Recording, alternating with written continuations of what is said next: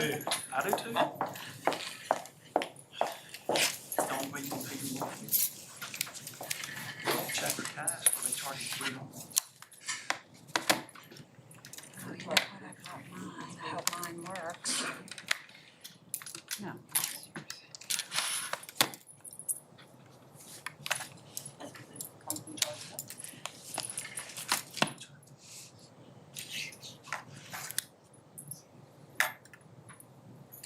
It's like 100 degrees. Yeah, it is. It is, I'm usually freezing, That's but all. No. I'm not right Been now. trying to pull one off and won't get below 76. So I might be opening up some windows and. Diane, does Matt know it's, the thing's not cool? Is that who y'all were letting know? Thank you, ma'am, I appreciate it. Okay. Or letting know?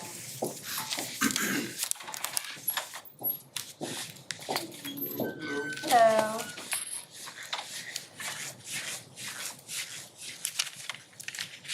Thank you, Mr. Jason.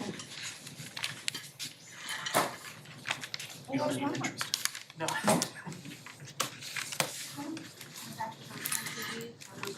You too, right? Oh,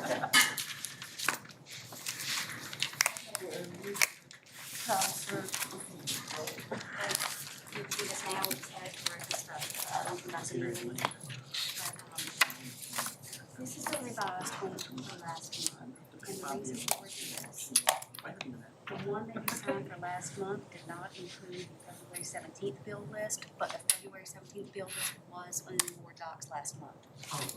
That makes you see what I'm saying? So it was approved at the consent agenda, but it's correct. Okay. And then the other one is the original one for this month. And that one is correct. We got that. It was just a little note when I was uploading board docs and when I got it. So, Okay. and if you just want to add this to that. Sure. Let's see, but I won't forget the order and stuff. you were ready to go last time.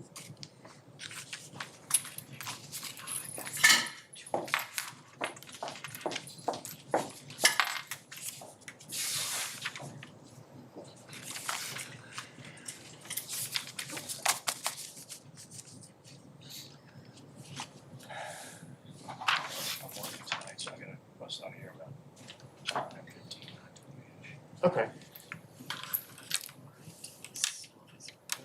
Fingers crossed. Yeah. We'll be relatively light agenda, so.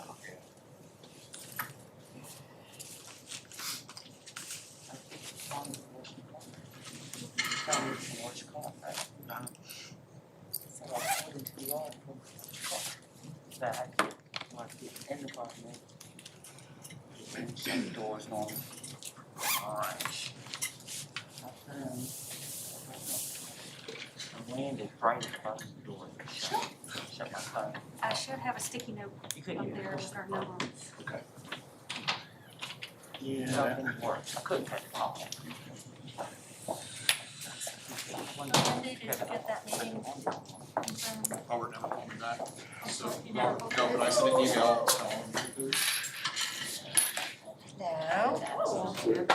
Is Live here? Well, he had time set aside, so I imagine he's just Did you not get my yours. picture? I did. I was like, oh, she's brave. But I'll let you know It as was soon as. quite messy, can I just say. Everybody. Hey, how are you? How are you? Fantastic. Hello. Never better. Hello, Miss Harrison, can you hear me? Hello, Hello, can you hear me? I can. All right, sounds good. We are live. All right.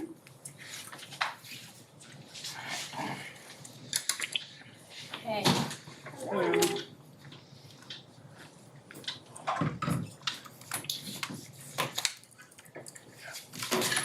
That's me.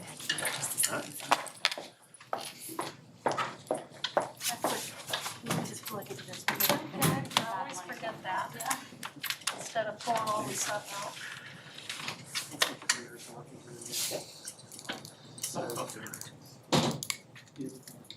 Everyone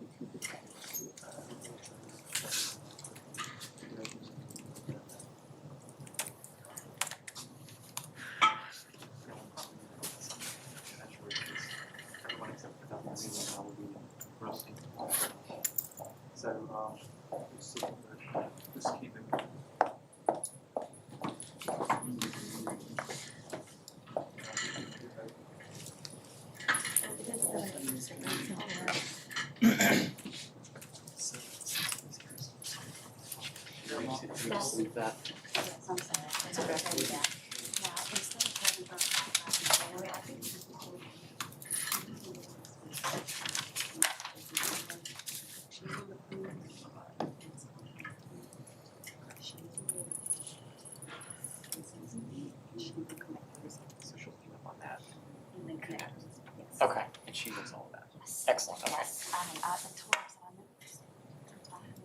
sir.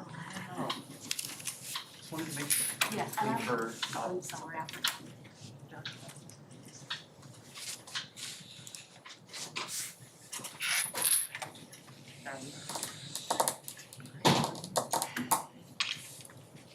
You know, it's broken. I thought it was hot in here early. after, when we come back in. My jacket looks good with my dress, but I can't wear it. No, it's fine. I'll survive.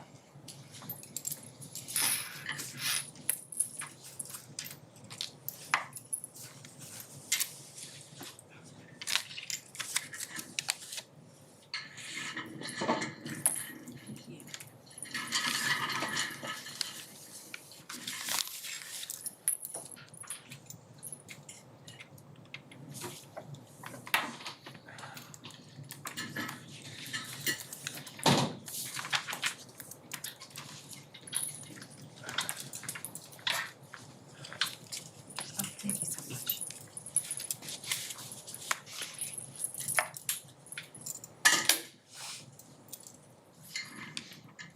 You doing all right? You're good. Good. Did you get your second shot yet? Hmm? Did you get your second? Tuesday. Tuesday.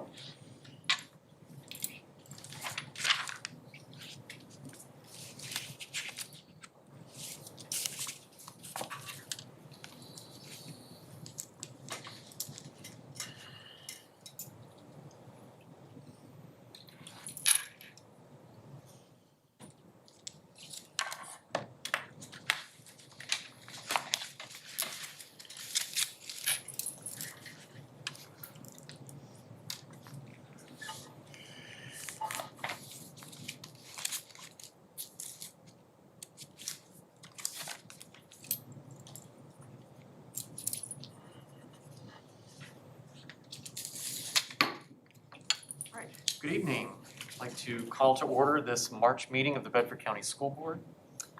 Ms. Johnson, would you please call the roll? Mr. Johnson? Here. Mrs. Kirby? Here. Mrs. Hairston? Here. Dr. Hicks? Here. Mr. Hill? Here. Mr. Leamy? Here. Dr. Mealy? Here. Mr. Chairman, you have a quorum. Great, thank you, ma'am. Do we have a motion to allow a board member to participate remotely in accordance with BCPS policy BDD? I All right, we have a motion by Dr. Hicks. Do we have a second? Second. Second by Mr. Leamy. Any discussion? Hearing none, I'll call for a vote. All those in favor, please say aye. Aye. Any opposed? Hearing none. Ms. Hairston, officially welcome to the meeting. Thank you. It's good to hear your voice tonight. We miss you. Thank you. Hope to join you all soon. Looking forward to it. Do we have a motion to approve tonight's agenda? I so move, Mr. Chairman. A motion by Dr. Mealy. Do we have a second? Second. Second by Mrs. Kirby. Any discussion? Hearing none, I'll call for a vote. All those in favor, please say aye. Aye. Aye. Any opposed? Great, hearing none. The agenda is approved as presented. Do we have a motion to go into closed session? Mr. Chairman, I move that pursuant to the Code of Virginia, Section 2.2-3711A1, to discuss the assignment, appointment, performance, discipline, and release of contract for specific school board employees, that we go into closed session. Okay, we have a motion to go into closed session by Ms. Kirby. Do we have a second? Second. Second by Mr. Hill. Any discussion? Call for a vote. All those in favor, please say aye. Aye. Any opposed? Aye. We are now in closed session.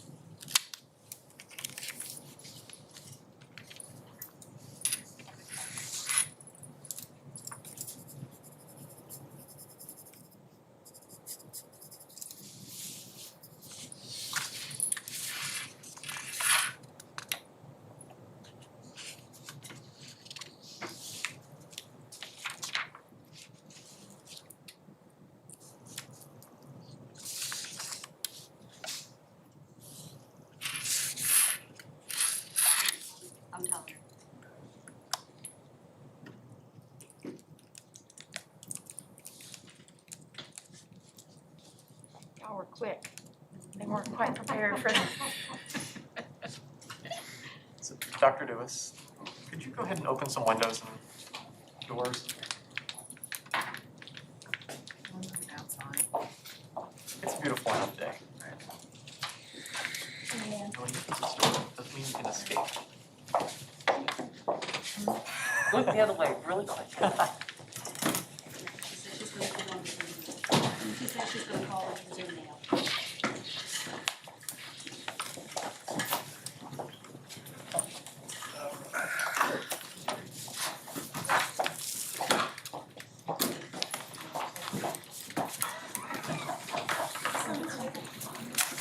What you guys need?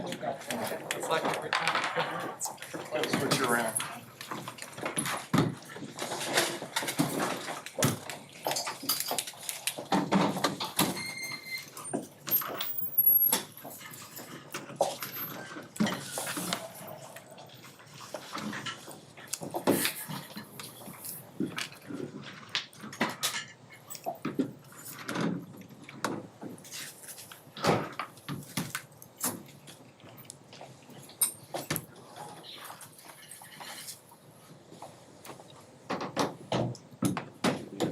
done now.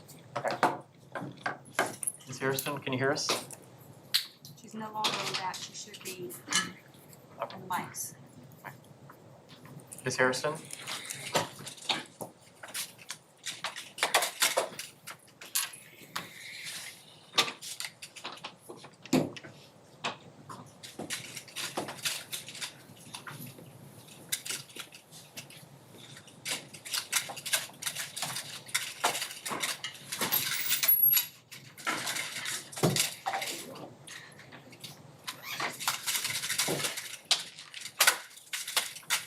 Falls over, it's your responsibility to grab it. Oh, it's going your way, you're gonna have it. Feels better.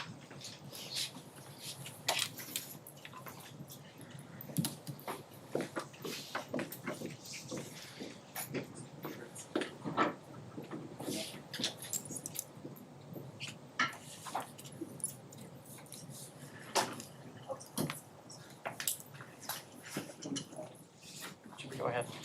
Should we go ahead and get started? Or should we wait for Ms. Harrison to?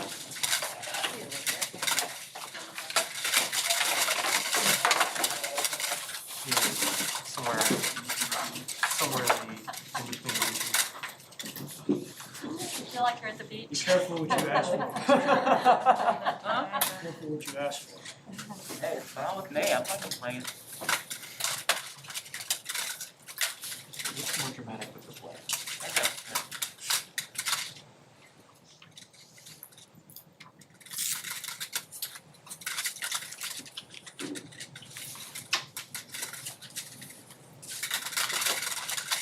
No. Here, guys.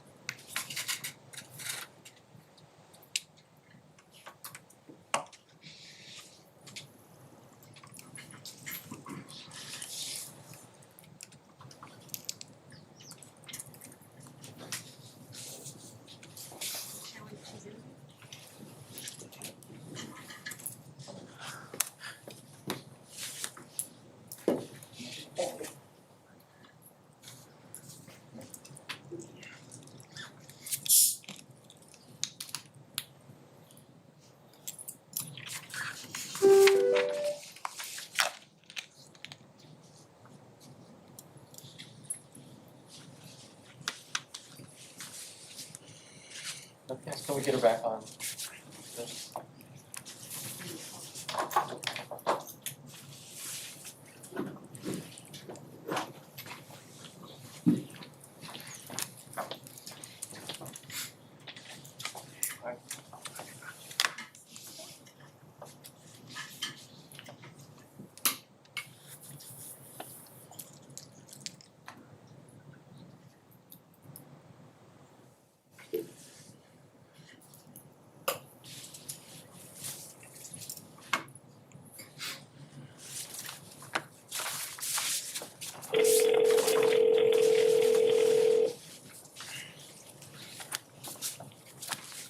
Hello? Hi, Ms. Harrison. Hi. So we have you back on. Not sure what happened there, but that's okay. At least you guys can hear me, and I can hear you. Yes, we will make sure you can hear us. Yes, no problem. All right, great. So thank you for everyone for your patience while we were trying to reconnect with Ms. Hairston. Do we have a motion to return from closed session? I so move that we return from closed session. We have a motion by Dr. Mealy. Do we have a second? Second. Second by Ms. Kirby. Discussion. All those in favor, please say aye. Aye. Hi. Any opposed? Hearing none, we are now out of closed session. Ms. Johnson, would you please certify closed meeting? Whereas the Bedford County School Board has convened a closed meeting on this date pursuant to an affirmative recorded vote and in accordance with the provisions of the Virginia Freedom of Information Act. And whereas Section 2.2-3712D of the Code of Virginia requires a certification by this school board that such closed meeting was conducted in conformity with Virginia law. Now therefore be it resolved that the Bedford County School Board hereby certifies that, to the best of each member's knowledge, only public business matters lawfully exempted from open meeting requirements by Virginia law were discussed in the closed meeting to which the certification applies, and only such public business matters as were identified in the motion convening the closed meeting were heard, discussed, or considered. Yes. Yes. Yes. Yes. Yes. Ms. Hairston? Yes. Thank you. Thank you. So we have no action on closed meeting items. We will move into staff reports. School planning update for 21-22. Dr. Rogers, Dr. Woodford, and Dr. Dewis. Thank you. Mr. Chairman and school board members, with regard to a school board member's request to look at full 5-day per week in-person learning in 9 weeks 4, the following considerations are important to understand why we are not able to return to full-time this year in grades 7 through 12. First, it is the goal of Bedford County Public Schools to provide quality instructional time while providing a safe and healthy environment in which to do so for all of our students. It is a priority for Bedford County Public Schools to address the learning loss that has occurred this school year due to the unusual circumstances caused by the pandemic. Also, it is a goal of the school system to continue to provide a level of choice for parents and students to determine the type of instructional modality that is most appropriate to their learning style.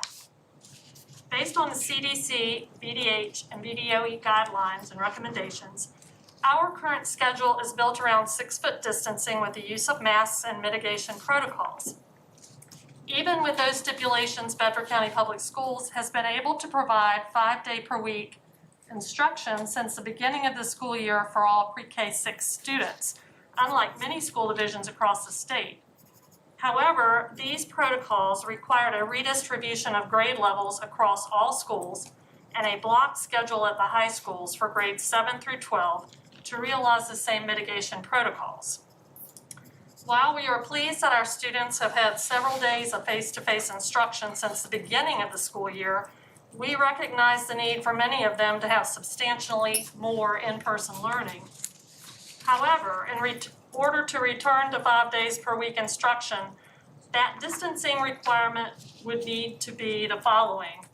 Number 1, reduce to 3-foot distancing with return of all grade levels to normal pre-K 5, 6, 8, and 9, 12 elementary, middle, and high schools. This would require new academic schedules for students, redistribution of teaching and learning staff, new master schedules for students, especially in grades 7 through 12, possible revised athletic schedules, movement of furniture, and revised bus routing for all schools. This level of planning took approximately 6 months last year and takes 3 months on a normal COVID-free year to plan. The amount of time for this level of planning to implement by March 29th is not possible. While we've begun measurements for appropriate spacing, staffing, and classroom and bus capacities based on 3-foot distancing, implementation will depend on maximum numbers of students that may choose the fully remote option of Bedford Connects to offset or reduce the student numbers to lower classroom numbers to adhere to 3-foot distancing. In order to determine this number, the instruction department has begun surveying students and parents with regard to their learning modality preferences. We will be able to apply this information to implement a schedule that should provide more face-to-face instructional time for 21-22. It is still important to remember that the CDC still recommends as optimal the 6-foot distancing and has not changed the 6-foot contact tracing guide at this time, although other data, which we'll mention later in the presentation, does show favorable results from less distance with masking.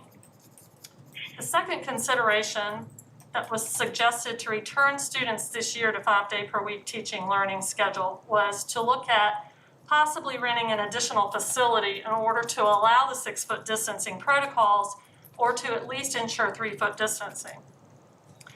In order not to disrupt all school schedules, we considered students in grades 7 through 12. With the increase of grade levels from 7 through 12 at the high school, students were scheduled on a hybrid learning model and have been blocked on a 2-day per week in-person schedule with an optional 3rd day for remediation with learning coaches and another 2 days per week for remote learning.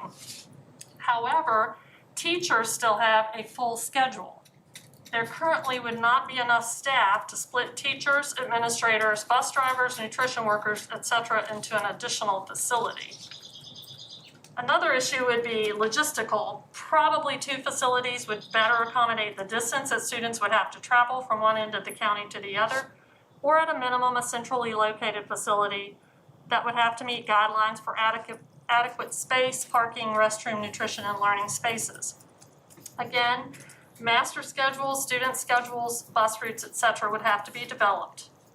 Even if 1 or 2 facilities were found, we feel that the disruption to students for approximately 5 to 6 weeks of learning prior to the start of testing would not be more advantageous than the increased instructional time during that period. Therefore, the instructional team has been planning how to address struggling students during 9 weeks 4, the expanded summer school to assist students with learning loss, and is pulling information from advisory groups to plan and recommend a schedule for the 21-22 school year that will address the priorities of increased instructional time, health and safety protocols, and choice for all students. At this time, we are still awaiting direction from the governor, CDC, VDH, and VDOE guidelines before confirming the plans. Dr. Woodford will elaborate on some of the planning that is taking place to address these priorities for this year, as well as looking towards next year. And then Dr. Dewis will also share some information, logistical information that he's been collecting. Thank you, Dr. Rogers. Good evening, members of the board. Let me first provide an update on work that's continuing this school year before I share some of the preliminary planning information that we have for next year. On January the 28th and February the 5th of this year, the Virginia Department of Education did virtual monitoring visits with Bedford Primary School, Bedford Elementary, Liberty Middle, and Liberty High School. As you may know, Bedford Primary, Bedford Elementary, and Liberty High School are state accredited and just have some level 3 monitoring areas in math that they're focused on. And Liberty Middle School is accredited with conditions in reading. All 4 schools have a school improvement plan that is monitored by the division and the DOE based on SOL pass rates from the spring of 2019. These visits went very well, and all schools were complimented on their hard work for students during the pandemic. All 4 schools will continue to focus on Tier 1 instruction, curriculum alignment, and remediation as we move forward. While we are not able to bring all students back 5 days a week for instruction this school year, we are requiring any student with a D or F in a course in grades 7 through 12 to come every Wednesday flex day for the remainder of the year. We are providing intensive in-person support for any senior at the base schools and in Bedford Connects in danger of not graduating, and again, that would be in person. We have moved our 2 family support workers that we partially fund with DSS to Bedford Connects to address continued truancy and disengagement issues with some of our virtual students. We have offered increased remediation allotments to any school needing extra funds for additional remediation hours. And as you know, summer school we have planned for all grade levels will be 6 weeks, Monday through Thursday, and students will come for a full day, which is double what we've ever done before. Second quarter grades were also reviewed by the instruction team, school administrators, and leadership teams.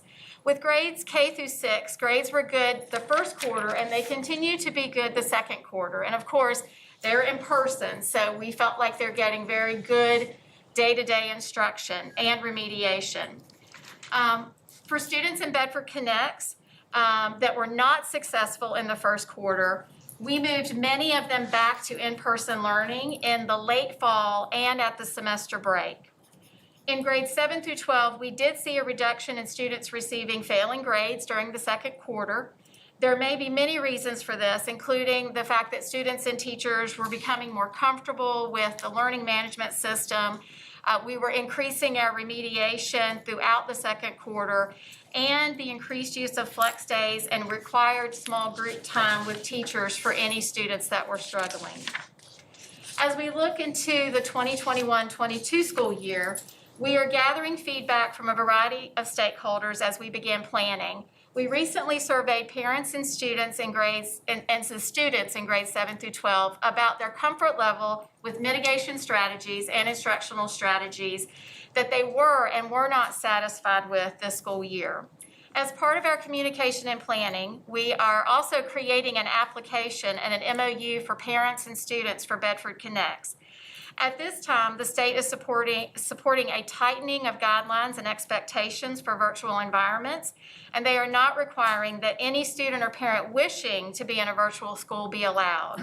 Therefore, synchronous lessons will be provided daily for all classes during normal work school hours next year. Flexibility will be given in independent work, but attendance will be taken throughout the day during live sessions. Students must have access to reliable internet and have support if needed during the school day. Any student not attending virtual courses daily or that are failing classes will be returned immediately to in-person learning at the school. Any students that struggled with any virtual learning or attendance this past school year will also not be approved for admittance. In a recent survey, we noted that parents who completed that survey indicated that about 9 to 12% of our students may at least apply for the 100% virtual option again next year, which is down from what is actually currently in Bedford Connects. Karen, I'm sorry, what was that percentage? It's between 9 and 12%. We did recently send an anonymous survey to all parents to begin the process of planning for next year. We also sent a survey to students in grades 7 through 12. The reason we did not survey students in kindergarten through 6th grade is because they were pretty much doing what they've always done. We did ask questions about comfort levels with distancing, particularly 3 foot versus 6 foot. We asked some questions about usage of masks. And we want the public and the board to know that while we ask these questions, we do intend to abide by all Virginia Health Department and CDC recommendations as we continue to move forward and plan for next school year. In general, the results indicated that parents and students were comfortable with returning to in-person learning 5 days a week, with grade configurations returning to K-5 in elementary, 6-8 in middle school, and 9-12 in high school.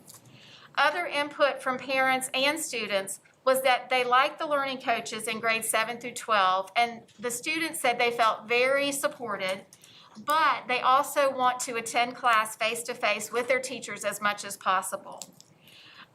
When we asked parents what option they would be most comfortable with if their students were allowed to return to in-person learning, if returning to a normal distance with no mask, 47% of our parents said they would be comfortable with that in the fall. 6 feet of distance at all times and a mask, we had 21% of our parents say they would be comfortable with that. 3 feet of distance and at all times and a mask all day, we had 15% of our parents say that they could support that. And then returning to a normal distance but wearing a mask all day, about 18% said that they could support that. Again, I just want to emphasize, while we asked parents what they were comfortable with, we would not just go with what people are comfortable with. We would want to follow the VDH and CDC guidelines as we're planning. Strategies that students really liked was the flexibility to work from home if they had a C or better, and they enjoyed the idea of taking some of their classes online, but would like to take their harder courses in person. They would like to continue with office hour sign up to see their teachers, and the students acknowledged that the learning environment was more difficult because they could not socialize and enjoy a lot of the school activities that make school enjoyable.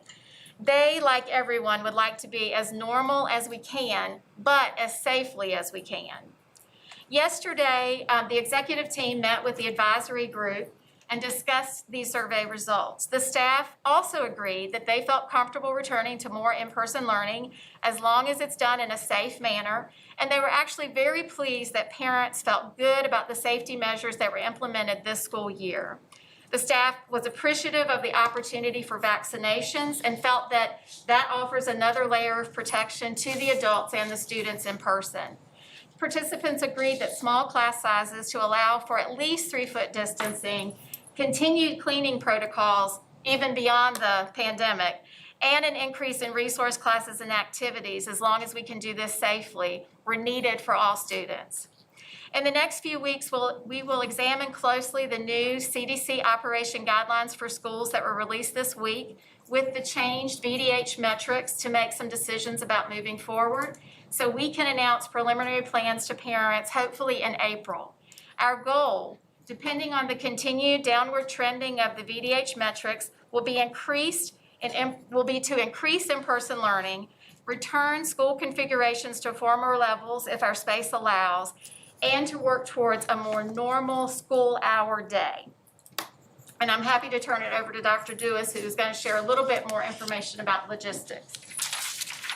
So in order to reach that goal of returning to the K-5, pre-K-5, 6-8, and 9-12 configurations, we needed to do some analysis of the spaces we have and think about them in different ways. We did this same exercise thinking about a 6-foot distancing requirement back in the summer. And that led to some of the configuration decisions we made then. In doing that with a 3-foot distance, just not knowing what the requirements will actually be, but just to think about that because it's another option and a realistic one. We had principals look at each space. I visited many of them, putting eyes on these classrooms to determine how many students could we safely have in there. And I think a little bit later in the meeting, next agenda item, Mr. Blankenship's going to talk a little bit about school-by-school projections of students. Considering that, along with the fact that we anticipate some number of students continuing in the remote learning Bedford Connects program, we tried to analyze the amount of space schools said they had and the number of students who were projected to be there. And I'm pleased to report that I think in all instances we will be fine in doing that. A couple of schools will be tight. Mr. Blankenship will talk about that a little bit later. But they, I think, would be tight in any normal year as well. And that's the annual conversation we have about which ones not to allow zone transfers to. And so he'll talk about that a little bit later. But all that being said, we may still need to use some spaces creatively, common larger spaces like libraries and cafeterias, music, art rooms, those sorts of things, flexible learning spaces in some of our schools that are available. We may not, we may be able to use those in their more traditional sense, and we'll know that as we continue to plan and know more specifically how many students will be there. One factor we have to think about in all of this is what bus guidelines will be in place. Right now we are transporting, we're asking any family who can to bring their kids to school. And many have stepped up to that challenge and done that every day of the year. And we Mr. really Chairman, Yes, ma'am. Can you not hear? I'm so sorry. I'm having a hard time hearing Dr. Douglas. you come up here, please? Now. Thank you. Not your fault at all. We can get you on Zoom during the dinner break. Okay. So, we've done our analysis at 6 feet and at 3 feet, thinking that our schools will be able to safely return to those normal configurations. We don't anticipate issues with that. One issue we are going to have to think closely about is our bus protocol. We are transporting students this year 1 per seat, trying to stagger them inside and outside of the seat. We're trying to keep windows open as much as possible whenever weather allows. And so far, so good with that protocol. A lot of cleaning between runs, hand sanitizer available. If we return to our normal configuration and decide that today our 3 bus runs, our elementary, our middle, and our high school, need to collapse back to a 2-run structure with an elementary and then a secondary with middle schoolers and high schoolers on the same buses. We are going to need to think carefully about our bus capacities. It may be that we don't have these same distancing concerns and that we can put 2 to a seat and be fine. We don't know what the recommendations will be at that time or what the trends will be. We anticipate continued improvement like we've been seeing. But that's going to be a factor, so we've got to think about that. The other factor is that we will need to make sure because this year we've combined many runs with one another because we've spread them out over 3 instead of 2 normal runs.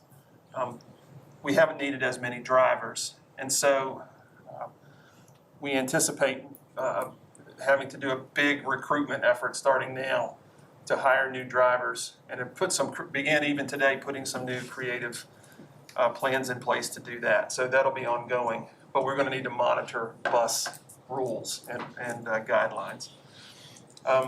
We, of course, as Dr. Woodford said, will continue to monitor and follow CDC and BDH and DOE guidance on all of these efforts.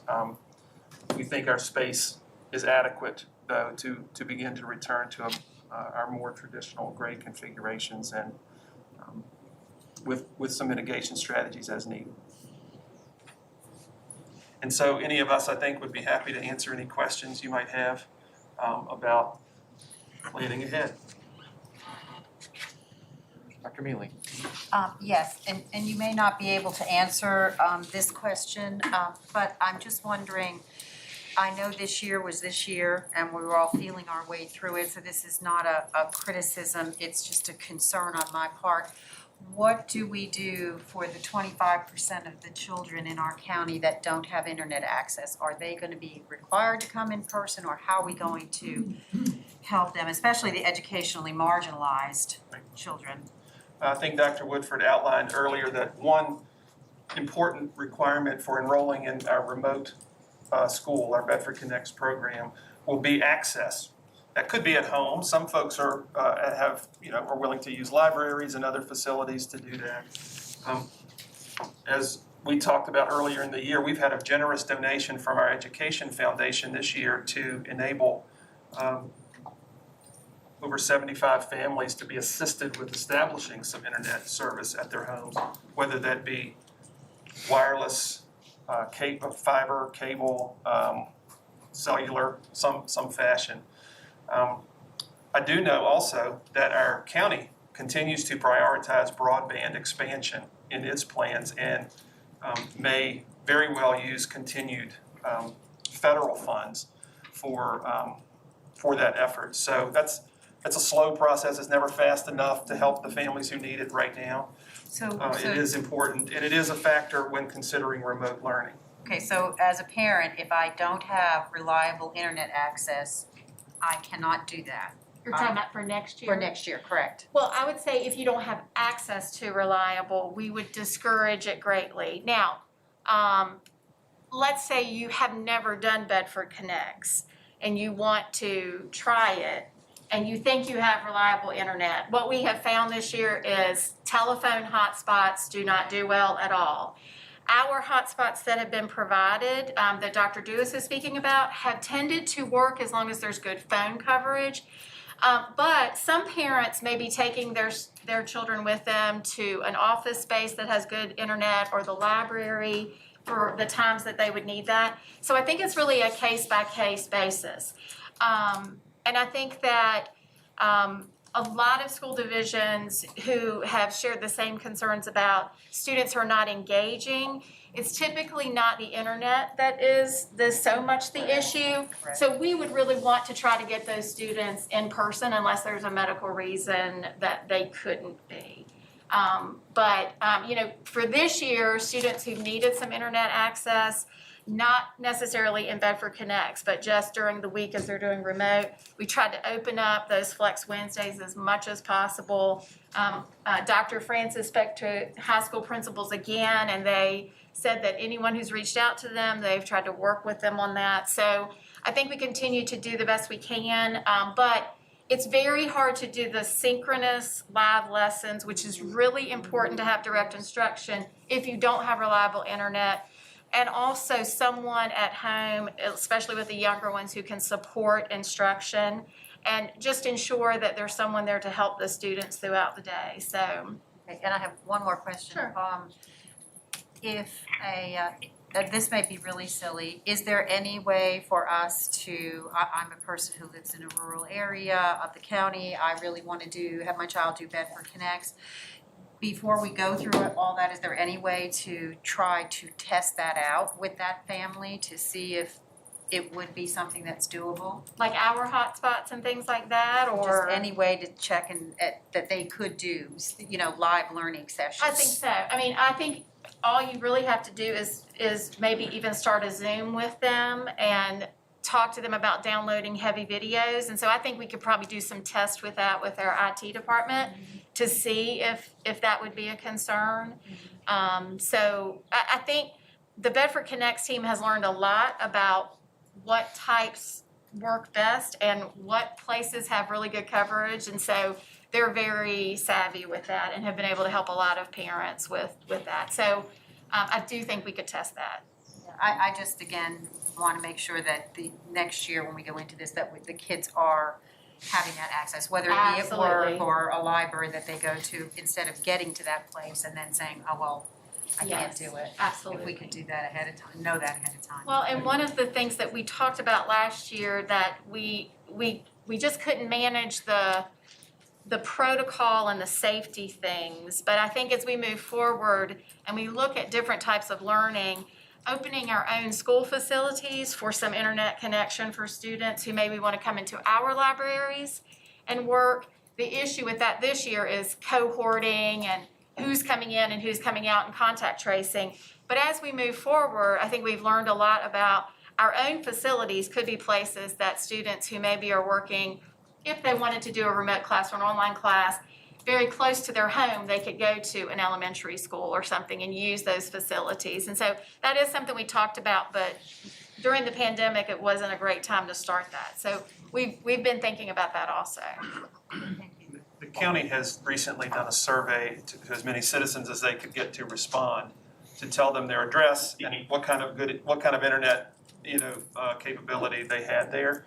And we'll certainly also feed our experience to the county as well about where different kinds of hotspots have worked and haven't, and who's been able to access one vendor or another. So we'll continue to march forward just as fast as we can. Mr. Chairman, Okay, hang on. Mr. Hill Okay. and then Ms. Hairston. So question / comment. I know we will plan to abide by BDH and CDC guidelines. Not sure why, because we didn't do that for winter sports. But my question is there a way for us to provide all of our students an option? So for example, what I mean by that is you've got 47% that said no mask, no distance. We've got multiple buildings in the county in each zone, like elementary schools. So can we create a no mask, no distance elementary school in each zone and give parents options?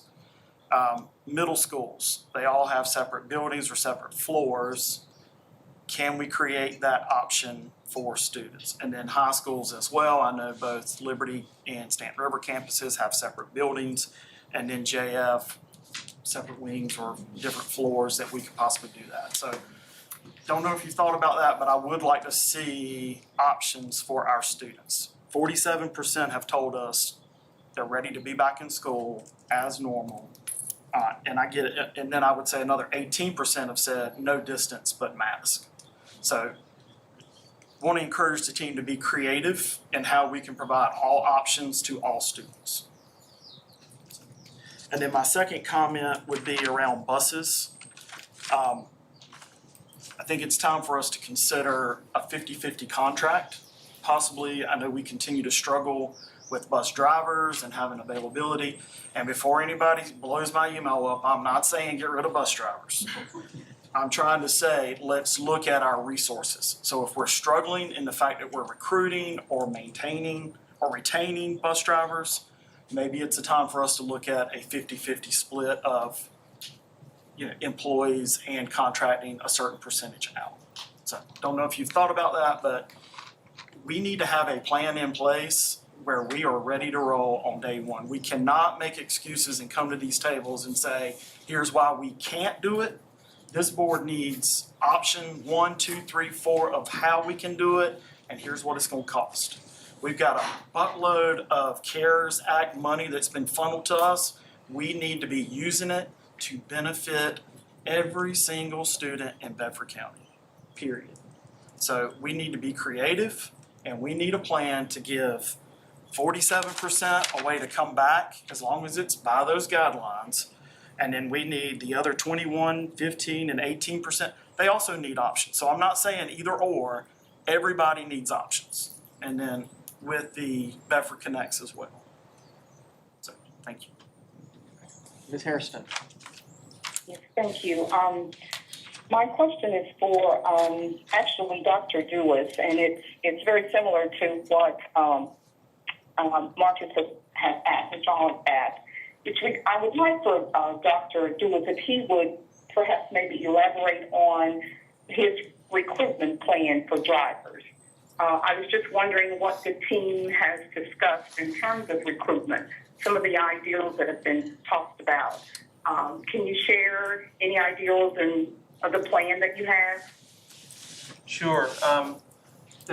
What we began to outline to our employees today is a financial incentive for employees, current employees, whether they be drivers or anyone else, to use word of mouth to get reliable relatives, friends, coworkers to consider driving for us. The deal we're going to make with them is if to an employee, if you refer a person to us who becomes a successful driver and finishes the first 3 months, gets trained, gets fully licensed, and finishes the first 3 months, we'll give that employee $500, which would come, in November, in a paycheck that they would normally get. That's one strategy we're going to have put into place actually to try to build that referral base. We think that's more effective than just simply advertising or parking buses with signs out near roads. All of that does raise awareness, but some of our best drivers have come from other drivers who know them or have worked with them in other places and in other capacities, or may even be family members. And we just want to build on that because that's a strength we think already exists. And we'll certainly consider others as well. It's a really important effort to make. Okay. My next question is to Dr. Woodford. I certainly want to applaud you all for the information that you've gathered through the surveys. I think it's very telling and very thorough. And with that, I was wondering, will the board have access to this survey information? And if we can, where can we go and look for it?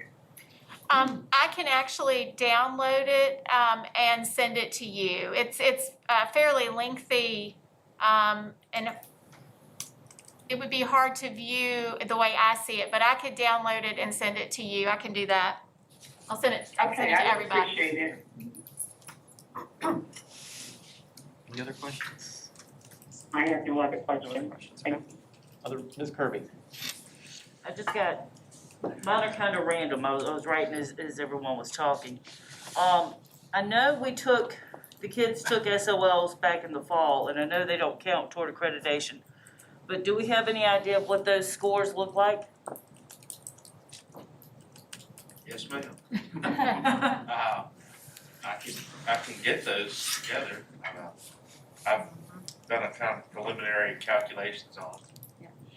I will say one of the things that we noticed as an instruction team, one of the decisions that we made is if a student did not need the SOL test for graduation, that we did not feel making them retake the test multiple times to try to get a passing score, that it was more advantageous to make up instructional time.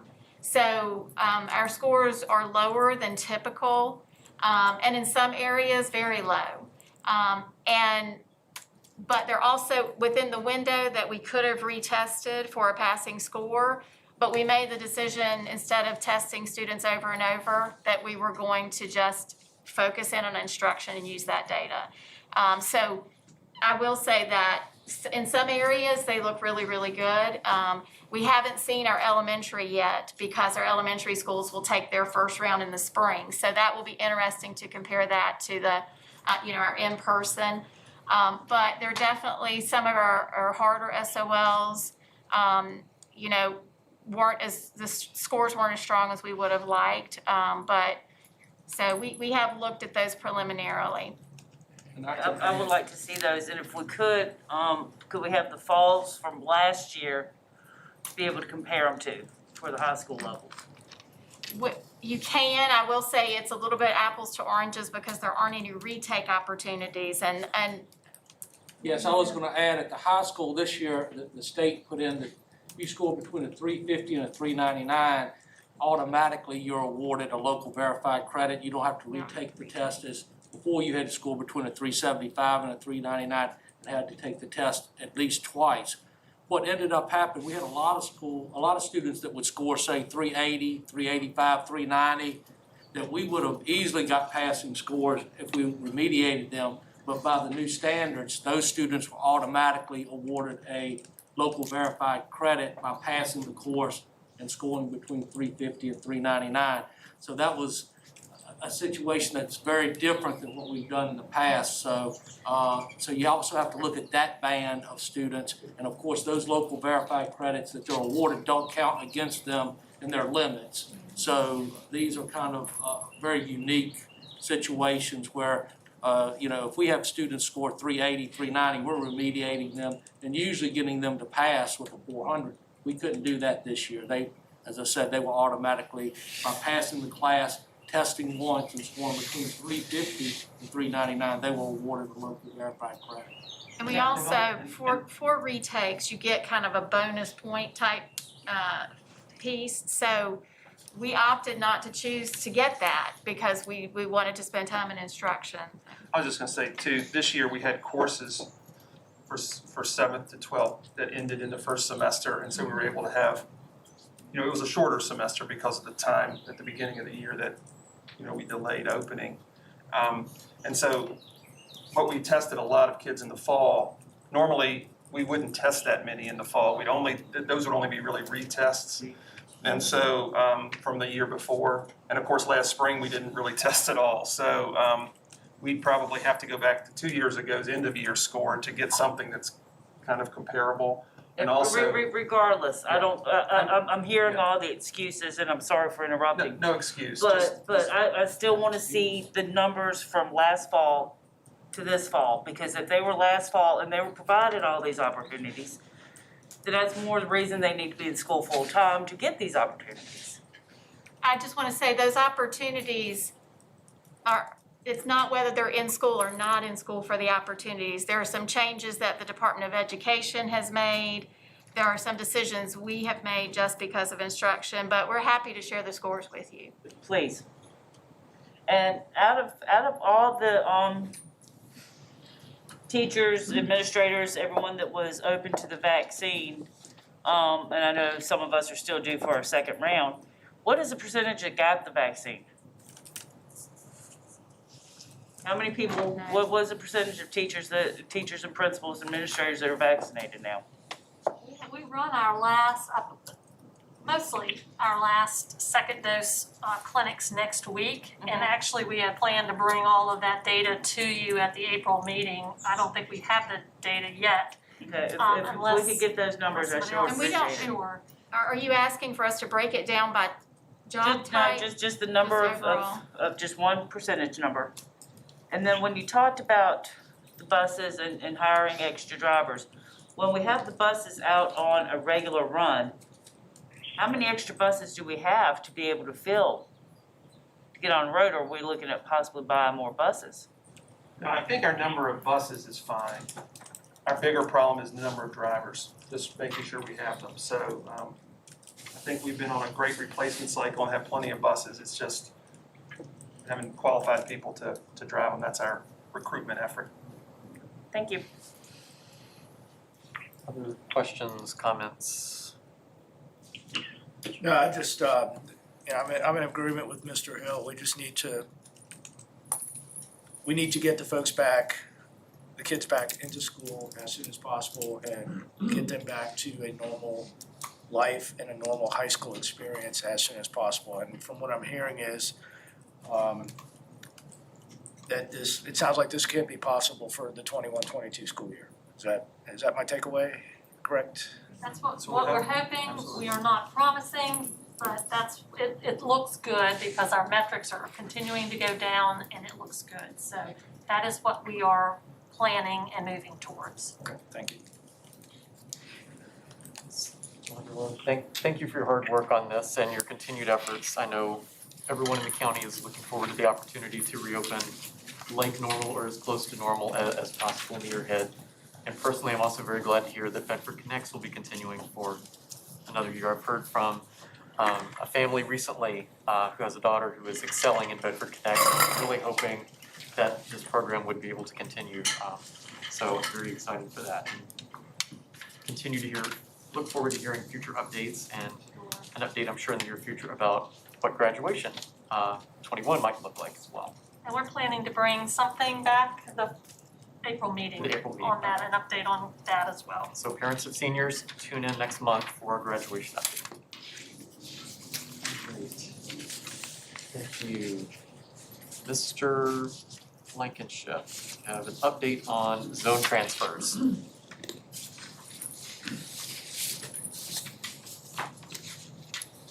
I was told to come up here. I don't know if that's because of sound or the glare off of my phone spot. Combination thereof. My kids tell me that, they see it when I come to these meetings. So back in December, I presented the membership projections for the entire division and for the zones. And we said at that time, we would come back to you with some school-by-school projections when we kind of had a plan in place, and it sounds like we're getting close to that plan. But so we have included the prior projections in the first, I think, 6 pages, and then or maybe 5 pages. And then the school-by-school is on page 6, I believe, of this document. We recently received some information from the state, and I thought it was probably good to go back and just say a few things about that, because they looked at, prior to the pandemic, what the Virginia schools looked like. They were at an all-time high in enrollment, 1,296,822 students. And so by fall of 2021, enrollment had declined 3.6%. to 1,251,499. So that's a big drop in students. And they broke it down by grade spans. The biggest drop was kindergarten, which I mentioned back in December that They think that some students may have stayed home for another year. Parents didn't really feel comfortable starting them at that time. And we're hoping that's gonna happen with us as well, because that would definitely help out our numbers. The next grade span was first through fifth, and they found a 4.65% decrease in those grade levels. And then grades 6 through 8, it was only a 1.79% decrease.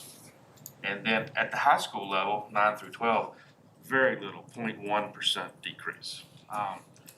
So I took our numbers and kind of did the same thing. I looked back at March 12th of 20, and then I've looked at our projections. And if you look at it that way, we are projected to decrease about 5.5%. That's 519 students on these projections that I'm presenting to you tonight.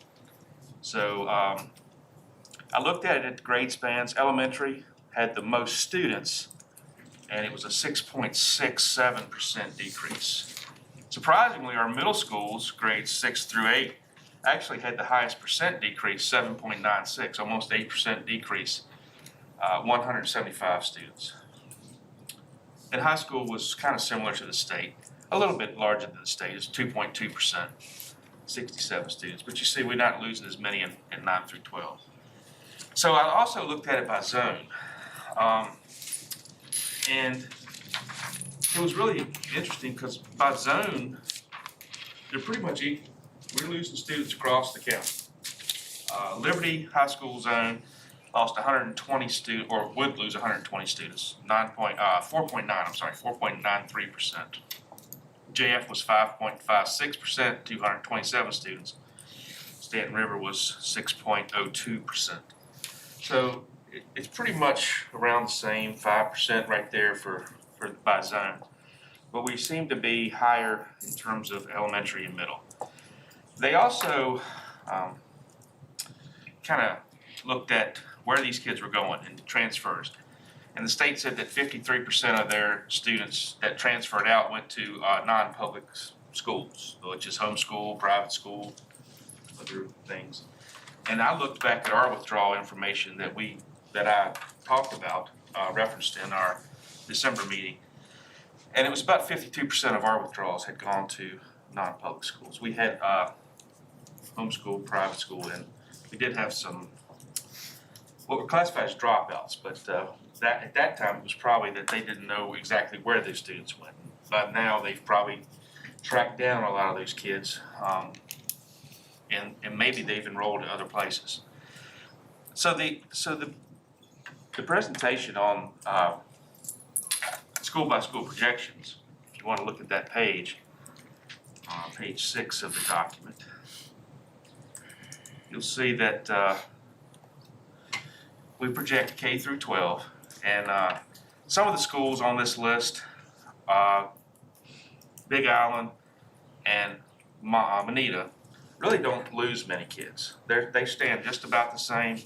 Actually, I think Big Island maybe gains 1 kid in the projections. But there are other schools that lost a lot. Huddleston, Forest Elementary, Stanton River Middle School, and what's the other one? The other one would be Otter River. All those schools lost a lot. Huddleston had about a 19% decrease in students. Now that's from last fall to the projections this coming fall. I'm sorry, last spring to this coming fall. Otter River was about almost 15%. Stanton River was almost 12%. Stanton River Middle School and Forest Elementary School was 9.1%.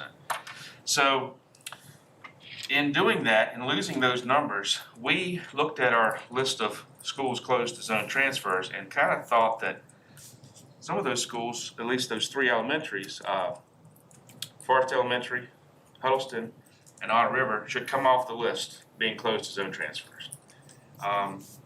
We feel like there's going to be some students from those schools going to maybe a remote learning, whatever remote learning looks like, and with the decrease in students, we feel like those students are there's space in those schools for students that want to transfer in.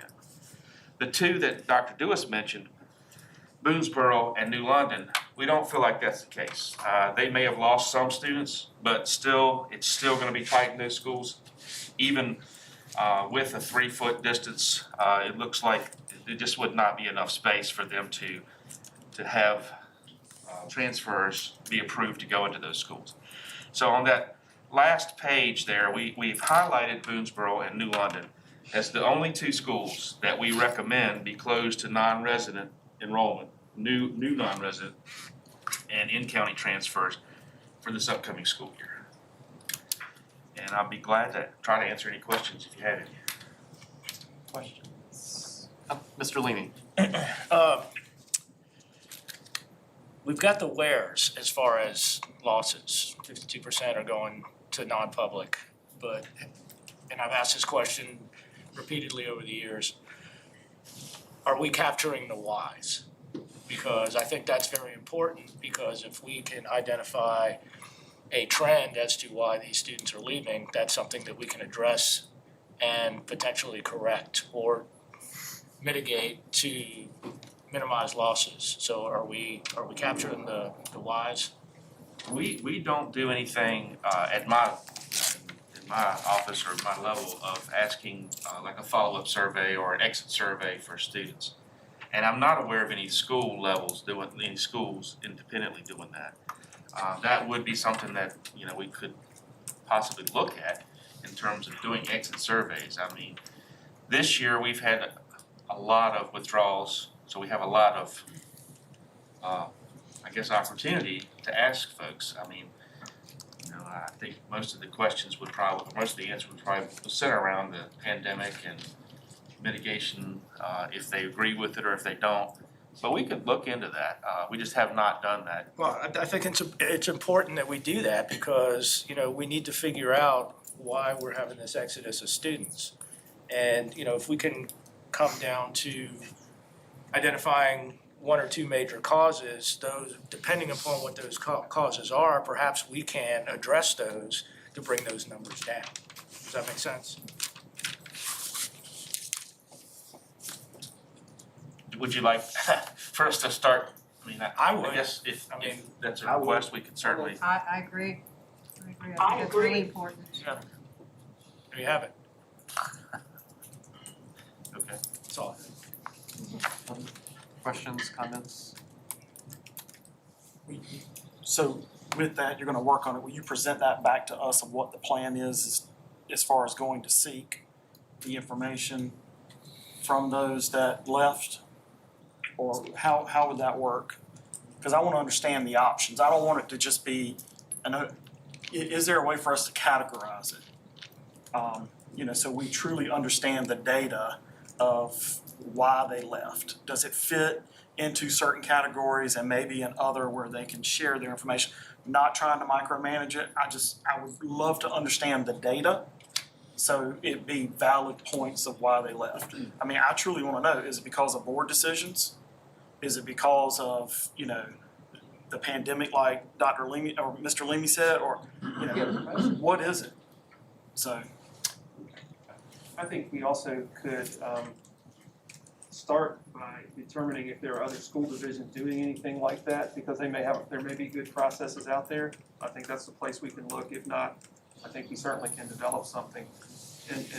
And we definitely want to be able to understand how those, what they meant. I would probably feel more comfortable in developing something with the group and sharing it with the board first before we send it out to make sure that it had all the questions included that you'd like to see, and then we can talk about how to disaggregate it, you know, and present it based on the response rate. I don't know what response rate we will get. I mean, I hope it's good, but with something like that, I don't know that you can expect a lot if you're talking about people going somewhere else and then asking them, you know. Well, I mean, any input, because right now we really don't have any input on why these kids are leaving. I think any input is better than none to help us understand why, and again, perhaps mitigate student losses. Yeah, we can work on that and get it back to you, hopefully pretty quickly. All right, thank you. I don't want to wait too long because the longer out, the less useful the information would probably be. Agreed.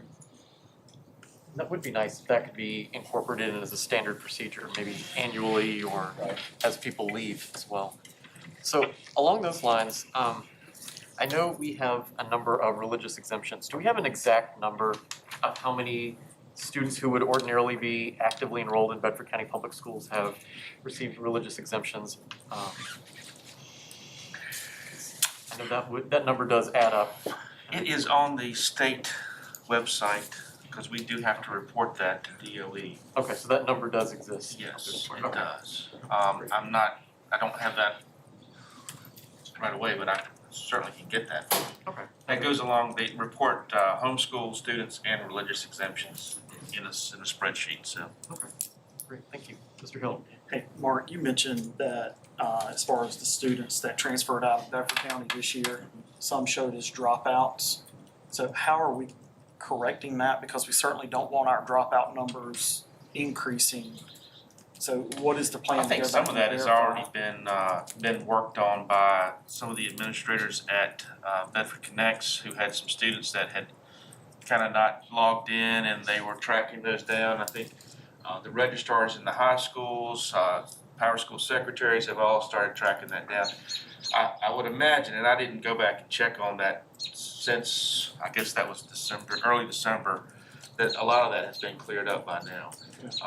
I can definitely check on I that just as want well. I mean, if you'll just send us an email of here's where it's at, or if it's I taken think care that's of. something, to me, that number was a little bit larger than normal, but I was not surprised hearing stories at other divisions in other states of these huge numbers of students just disappearing and nobody knew where they went. Yeah. So I think I'll check on that as well. Final questions? All right, thank you, sir. Thank you. Look forward to hearing more soon. Will do. Dr. Francis, any update on fall or spring sports? I'll move up so we can get everyone here. Thank you.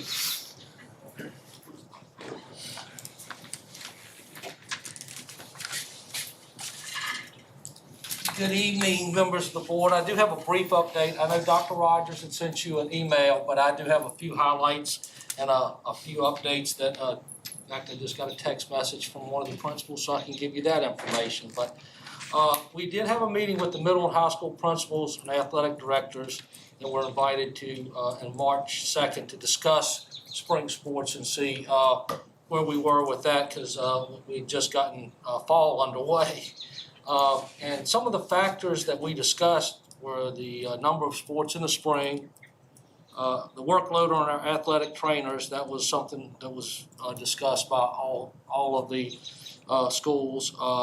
Transportation concerns, and the fact that they were using the middle school coaches right now to assist the JV and varsity level with the protocols and trying to keep that in place. And the fact that at this point we have not been able to hire a nurse to help track and contact trace, so a lot of that is calling on the athletic trainers. What came from that is they felt like we should kind of stay the course where we currently are for the spring unless something changes. So I can talk about a few of those things. We're going to continue to monitor guidelines established by Seminole and Blue Ridge District, along with the governor's executive order, especially as it relates to attendance, because I think there's feeling that may change and be loosened so that attendance in the spring may be different than the attendance in the fall, and it may increase. Spring sports do begin April 12th, which is after our April 1st meeting, so we will have a chance before April 12th, the first day of practice, if anything were to change as far as mitigation strategies or attendance, or one of the major things I think has been discussed here is just the drivers and the number of buses.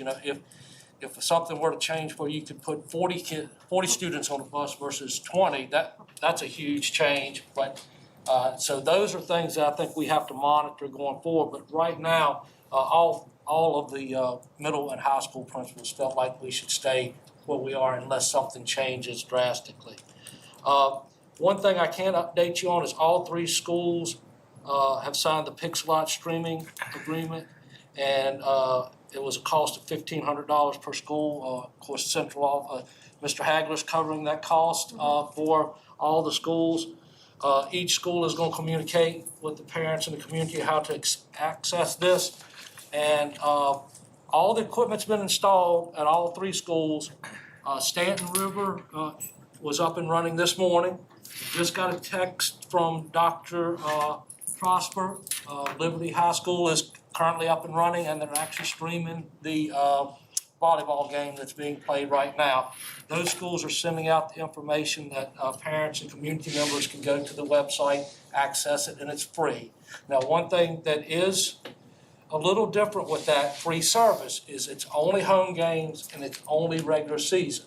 If a team makes the playoffs, when we get to regional playoffs, that free service is not available because of the contract NFHS and Pixelot has with the VHSL for regional and state tournaments. So if you had the $10.99 subscription or the $69.99 subscription, then you can watch the playoffs and those types of things. But this will, as I say, cover all our home regular season games for the sports that they can stream. And right now, in the fall, it's volleyball and football. And one thing I would like to do is special thank you to Charles Calloway, who's on Dr. Hoisen's team. He did a lot of work to get everything on our end ready so that when the ITG group, which works through Pixelot, could come in and get this up and running. So he did a lot of work to make that happen, and that's we would not be where we are right now if he hadn't have done all those things. So I definitely thank him for that. And I'll be happy to answer any questions.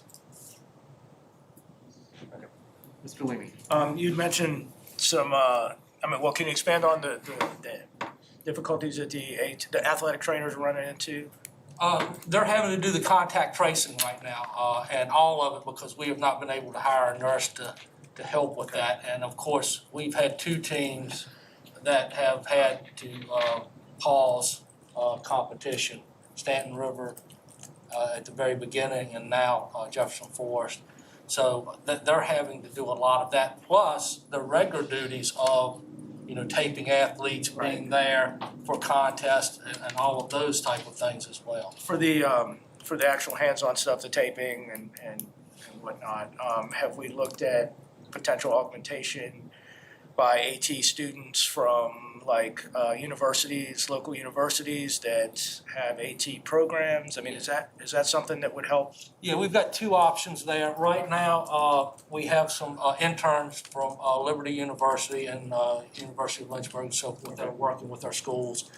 They really help a lot during the spring because of the just sheer number of sports that you have. And we also have the option, and we've talked to the schools, if they get in a pinch, that we have the ability to contract out with one of the local groups that can provide us some coverage with athletic trainers at the competitions if we have to go that route. Okay. Thank you. Ms. Kirby. I've got to ask a question. You, sports question? No. What, and I still can't fathom, and I understand what you're telling me, but is there, now that we're going to be spring and everything will be outdoors, these middle school athletes, they need some kind of outlet. Can we at least do some kind of clinics for them on weekends? Volunteer coaches come in? I mean, I'd be happy to volunteer and do a tennis clinic for middle school kids if need be. I think one thing we're doing is we are working with the booster groups to post anything about outside organizations, obviously, and we're getting out any information on the rec league. So we can bring that back if things are relaxed. Right now, it's very difficult because of field space and transportation and those type of things. But we can bring that back and talk before the April 1st meeting and see. But they are and they will use those middle school coaches. They will be assisting with the JV and the varsity because we are still following the same protocol. So they're working Yeah, with yeah, athletes. I understand that, but I just know, I hear from a lot, and of course, Right. I have middle understand. school athletes myself, And, and I want them to be, because they're gonna be our foundation for Right. upcoming years, and I just want them, I don't want them to lose out on their experience, especially after they got so excited when we approved that sixth graders could play middle school sports, and looking forward to it, and now. And I know one thing that I know will probably be happening, because I've been contacted and Dr. Lewis has, is the NABF, the baseball group that used to do before we had middle school B team / middle school baseball. They've reached out to do some things for our student and create that league back again. And of course, our facilities outdoors, we can lease and lease to them at a very reduced cost because of the outdoor facility. So we're doing that. I know that's one thing with the baseball that we are really looking at, and I think we've done that in the past with softball as well. So that's something that we could look at as well, working with that group. Great, I appreciate it. Other questions? I do have one. Okay. Looking ahead to better days, is there a possibility that with the Pixelot system now, that games could be live streamed in the future even after COVID is over and restrictions are lifted? Oh, yes, we're gonna have the Pixelot system in place. What will generally happen is that schools will stream and they can sell advertisements and so forth on there. And then it would be the subscription, which is $10.99 a month or $69.99 a year. Now, the $1,500 right now is a special rate. If you were to do this per school next year, it's $4,000 per school. So the Pixelot system's there, the streaming ability's there. So basically, if anyone wanted to watch, they could. We're going to stream games next year, but it'll probably be with a situation where you pay the $10.99 a month or the $69.99 for the whole year. So those are in place, and it will move forward. So this is not just for this year; it's going forward. So out-of-town relatives, Yes. older family members that can't come out, rainy night when you want to stay home but still watch the game, you can do that if And you sign up for the subscription. And any special events that you have in our gyms or our stadiums is also streamed free of charge. Oh, nice. So that's one of the advantages that we do have. And I know I'm bringing a graduation report next month, but that's something, the Pixelot system is there, and that's streaming. They allow you to stream any non-athletic events that you have at your school, if it's in the gym or if it's in the stadium, free. Can I ask one more question? Sure. With Pixelot, when Liberty played Brookville last week, I accidentally, wonderfully found out that I could project it onto my TV without having to watch it on my phone. Yes. Can I still do the same thing with Pixelot? You should be able to. You should be able to plug it in, and I know a lot of people will do that. If you bring it up on your laptop, you can just connect it to your TV, and then it works that way. So.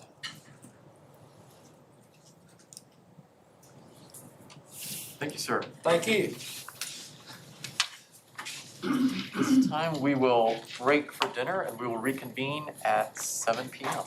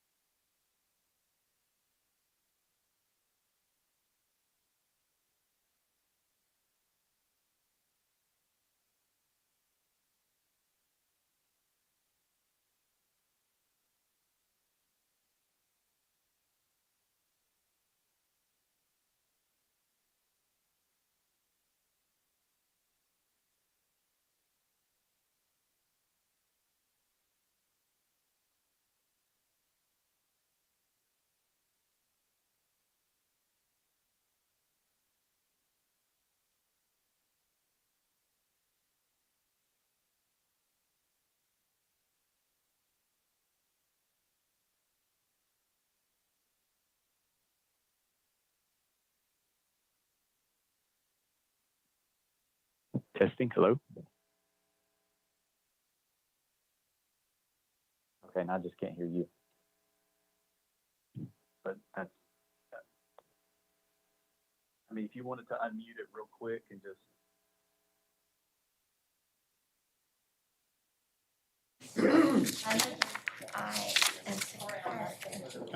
He does. He wanted to stay for lunch, he wasn't sure about that.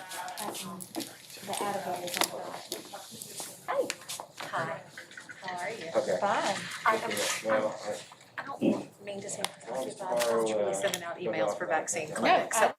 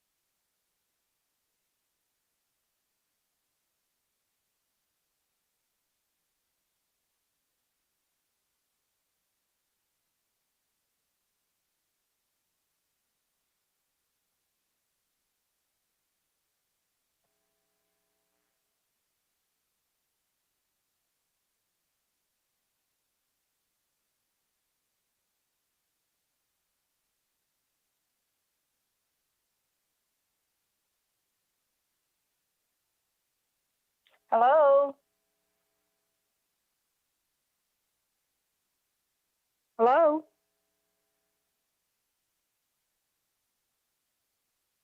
Hello?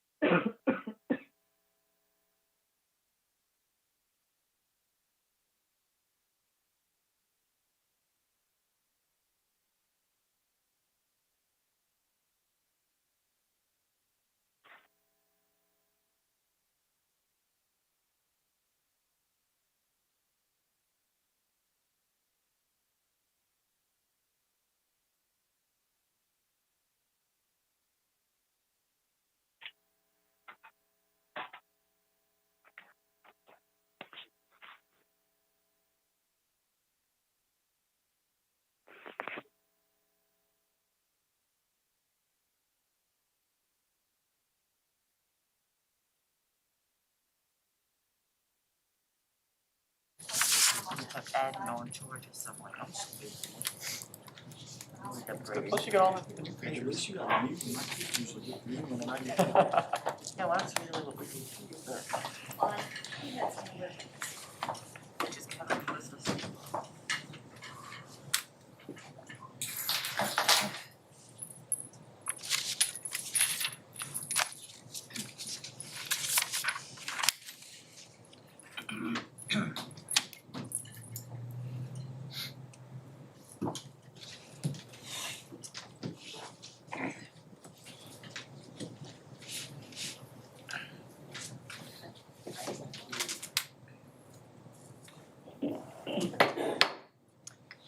Right, good evening. I'd like to reconvene this March meeting of the Bedford County School Board. This time, would everyone please rise for the Pledge of Allegiance? I pledge allegiance to the flag of the United States of America and to the republic for which it stands, one nation, under God, indivisible, with liberty and justice for all.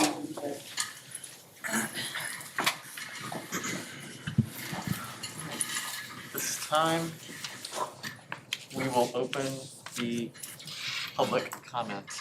Public comment portion of tonight's agenda is limited to 25 minutes. Individual speakers are limited to 3 minutes, while anyone representing an organized group will be allowed 5 minutes, provided they are the sole speaker from that group or organization.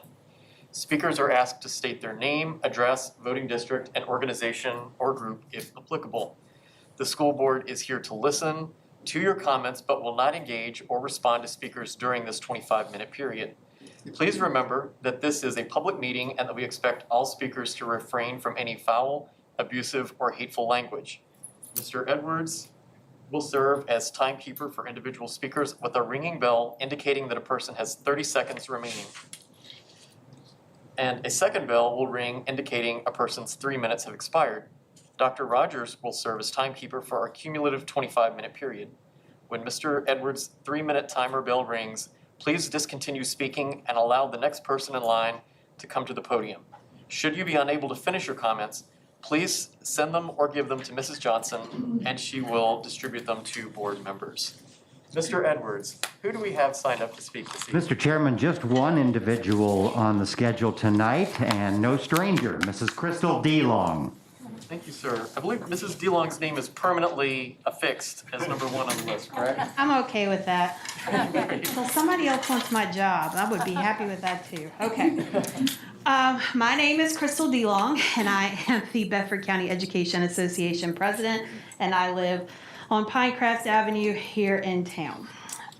First of all, BCA again would just like to thank you for supporting vaccinations. I heard that numbers were shared in the meeting earlier tonight. I was busy with some grad school class. And we just really want to thank Ms. Robertson for really spearheading a lot of that. And we're excited to hear that there'll be opportunity for those staff who are on waiting lists to possibly be getting in on that as well. We also really appreciate as we're thinking about what this fall is going to look like, and teachers are really thinking about what this fall is going to look like, that we reached out to 2 of our most important stakeholders, to our parents and to our students. We're waiting on a teacher survey. I have been informed that it should be coming out soon. We think it's very important to get the feedback from those who've been doing this every day this year. We are a little concerned. I don't think that it was intentional, but the kind of perception is that we were very much after everyone else, and yet so it's that kind of perception that we're the last stakeholder to kind of get a voice in this when we're the ones who've been doing this every day.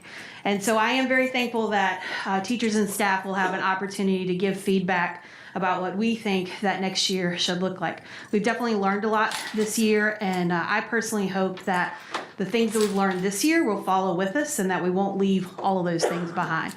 There's been a lot of things that have not been very comfortable or fun about this year, but there's also been some really great things that we've learned about being better teachers, and I think that those are great things that we can carry forward.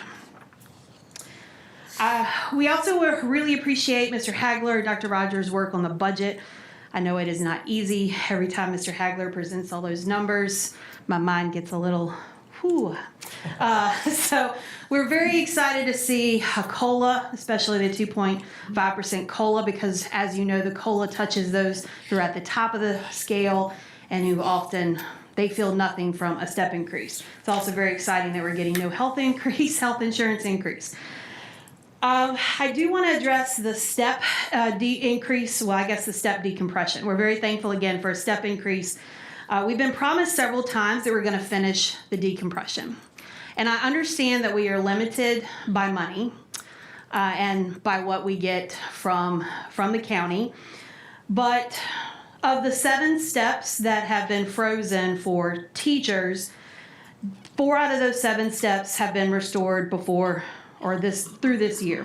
The proposed budget has 1 more, but I find it really hard to go back to my members, especially the people who are at 10 and 11, because those people who are at 10 and 11 years have been lumped together and have kept moving for 5 years. And so it's very hard, and thinking that, will we have enough money next year to finish the other 2 that needs to get that final compression. So the current budget also, let's talk about our support staff. So of the 7 steps that have been, how many have been restored for our support staff? 1. Not 4, like it was for teachers, but 1. And that really concerns me, because I've sat here at almost every board meeting and I've heard you as the board members say that you value our paraprofessionals. And I'm going to tell you, of any year, this is the year that they have stepped up and done things that no one would have ever imagined. They've substituted, they've done these, and they've done these without complaint. They have babysat, they have come in on days when students aren't at school, which prior to this year was never required of our paraprofessionals.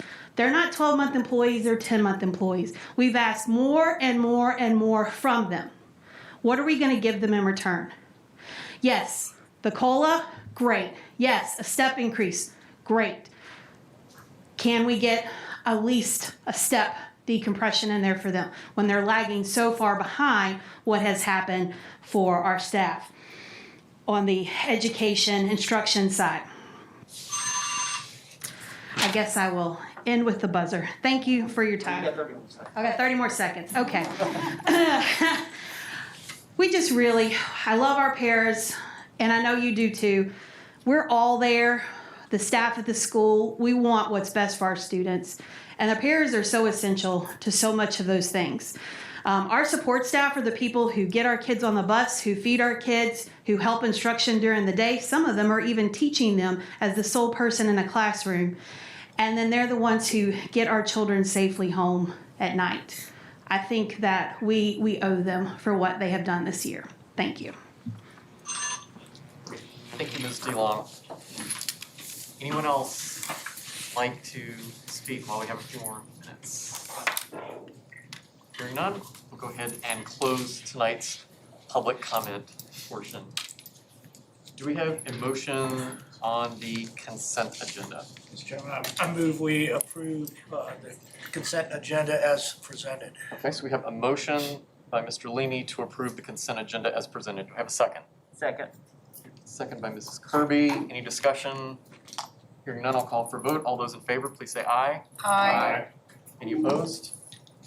No. Consent agenda is approved unanimously.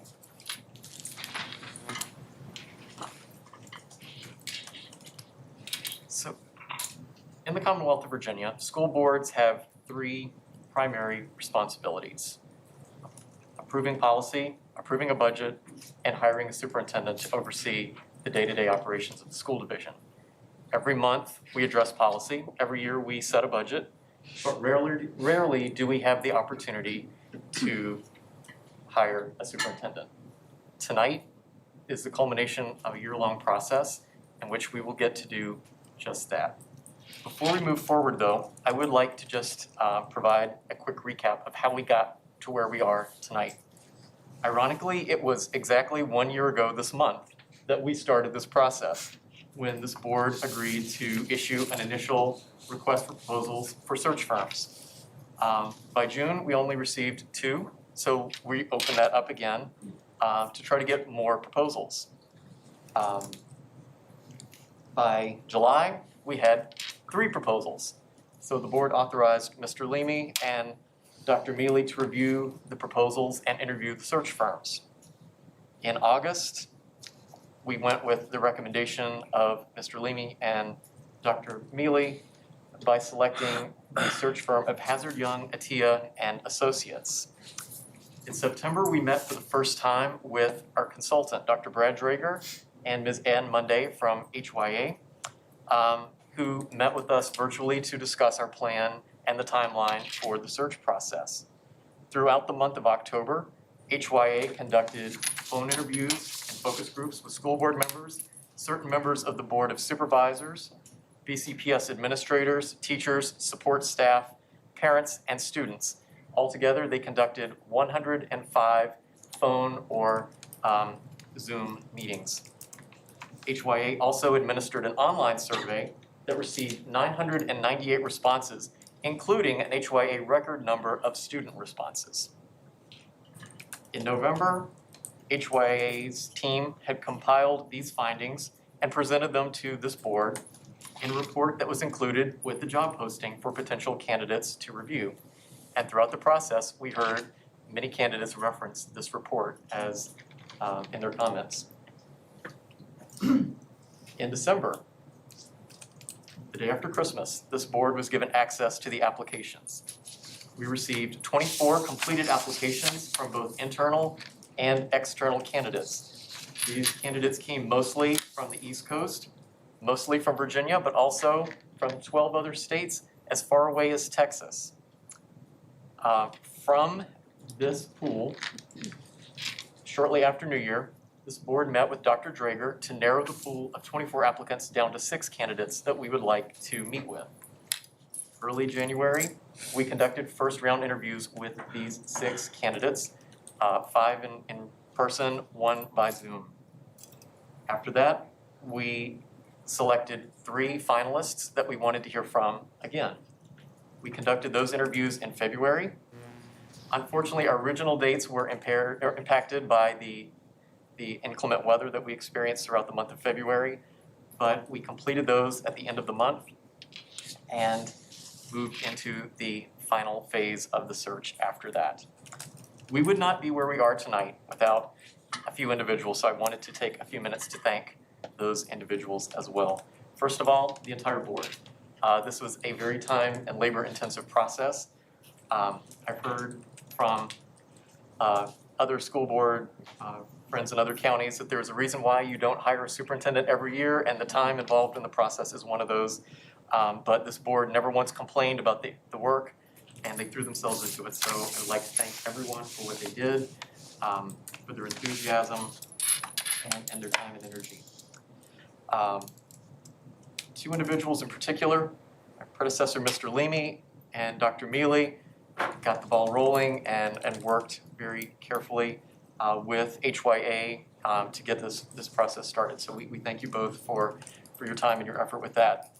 Dr. Brad Drager and Ms. Ann Monday. Brad, I hope you're watching us tonight. Thank you and your team at HYA for everything that you did along the way. Our tireless clerk, Diana Johnson, and Barry Sexton, the man, the myth, the legend, who is not with us tonight, but both of them worked very hard. In fact, they are central office ninjas for their stealth in helping us with this process. It would not be possible also without their families, and fortunately Mrs. Sexton is with us tonight. Thank you for letting us borrow Barry, sometimes very late in the evening, and Mr. Johnson as well. Thank you for letting Diana, missing a few evenings with Diana. And finally, Dr. Rogers, thank you for all of your support on the administrative level and keeping the ship afloat during the interim. So with that, do we have a motion to approve the contract? Mr. Chairman. Mrs. Kirby. I move that we approve the proposed contract with Dr. Mark Bergen for a period of 3 years, commencing on June 1, 2021. Okay, so we have a motion to approve the contract by Mrs. Kirby. Do we have a second? Second. Okay, we have a second by Mr. Leamy. Dr. Amelia, I believe you have something. Okay, considering we have a motion and a second, I have the resolution. Whereas Dr. Mark Bergen was appointed Division Superintendent of Schools for a term commencing June 1st, 2021 and ending June 30th, 2024. And whereas Dr. Bergen and the school board have agreed to enter into a new contract effective June 1st, 2021. And whereas the school board wishes to appoint Dr. Bergen as division superintendent for a new term commencing June 1st, 2021 and ending June 30th, 2024. Now therefore be it resolved that Dr. Mark Bergen is appointed Division Superintendent of Schools for a new term commencing June 1st, 2021 and ending June 30th, 2024. And be it further resolved that the chairman and the clerk are hereby authorized to execute an employment agreement with Dr. Bergen. Thank you. Any discussion? Dr. Mealy. Mr. Chairman, you had encouraged us to just talk about some reasons why we selected Dr. Bergen. And I would just like the public to piggyback on what Mr. Johnson said. I would like the public to know that your school board intensely reviewed, interviewed, and studied, and then deliberated when selecting Dr. Bergen from a large pool of applicants. I believe we selected the very best and most qualified individual to lead our division. For me personally, there were several things that stood out. One of them was in one of his interviews, he said, first and foremost, I am a teacher. And that was so heartwarming to me because no matter what position you hold after attaining a teacher's license, you are still first and foremost a teacher. He also said in his application that seeking this position required both a personal commitment and professional preparation. And I think it's important for the public to know that Dr. Bergen has been a teacher, he's been a principal, he's been a director, a deputy superintendent, a chief of staff. He certainly is ready to take on a division superintendency. Another thing that stuck with me was he said he wanted to build a culture where teachers and staff know him and that we can all engage in open and honest discussions even if we disagree. He has extensive experience with students of poverty, color, and disabilities, and he is a very strong instructional leader.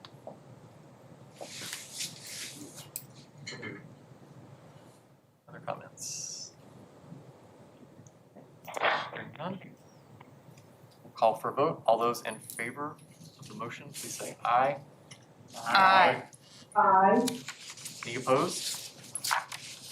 Hearing none. The motion is approved unanimously. Dr. Bergen, welcome to Bedford County.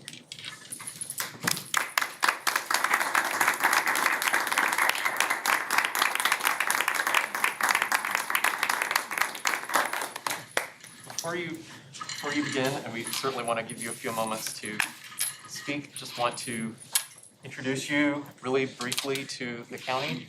Originally from Campbell County, just across the border, Dr. Bergen has served the past 6 years as the Chief of Staff of Virginia Beach City Public Schools, a school division of 86 schools serving 66,000 students, where he helped lead the division's strategic planning work and the division's Blue Ribbon Panel Safety Initiative. During his tenure, the division reached full accreditation for the first time in recent history. He previously served for 3 years as the Deputy Superintendent of Moore County, North Carolina Public Schools, an economically diverse community with a similarly sized school division as Bedford County. He's also served 5 years as Director of Elementary Education for Chesterfield County Public Schools here in Virginia. Dr. Bergen has a varied background in teaching and administration in a variety of school divisions with culturally and economically diverse populations.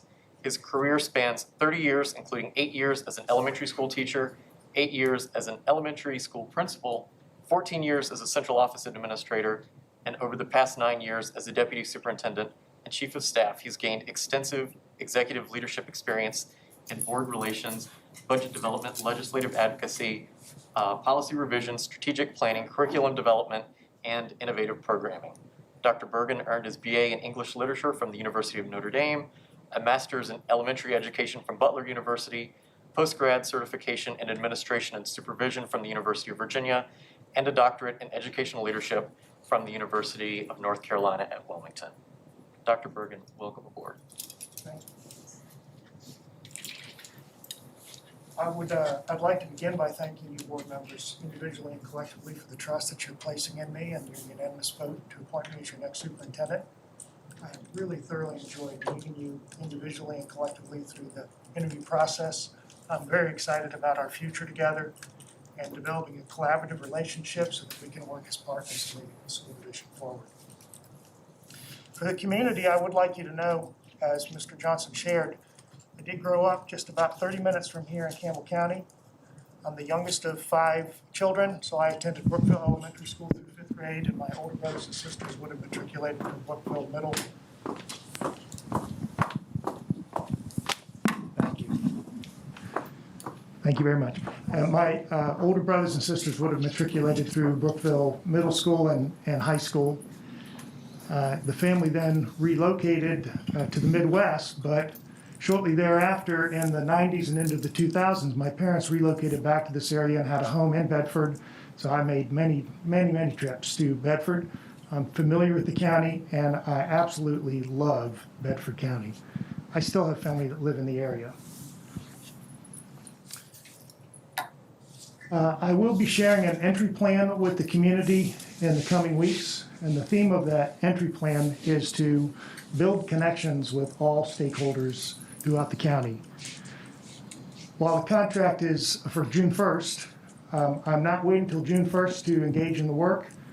I've been here all day today, I'll be here all day tomorrow, and I'll be returning a number of times between now and June 1st. And during those visits, it's my intention to visit every school, to meet with every principal, to walk the buildings, and to begin to learn more about the broad leadership of the school division. I also had an opportunity today to meet with Dr. Rogers, and as was just shared, I'd just like to pause and tell you how blessed I feel to be working with Dr. Rogers. She's an exceptional leader who stepped in the most unusual of circumstances without a beat.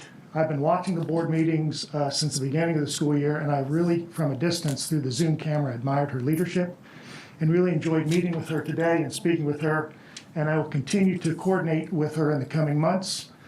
I look forward to being your superintendent on June 1st, but until then, you have a superintendent, a very capable and talented superintendent, so I'll be working through her between now and June 1st.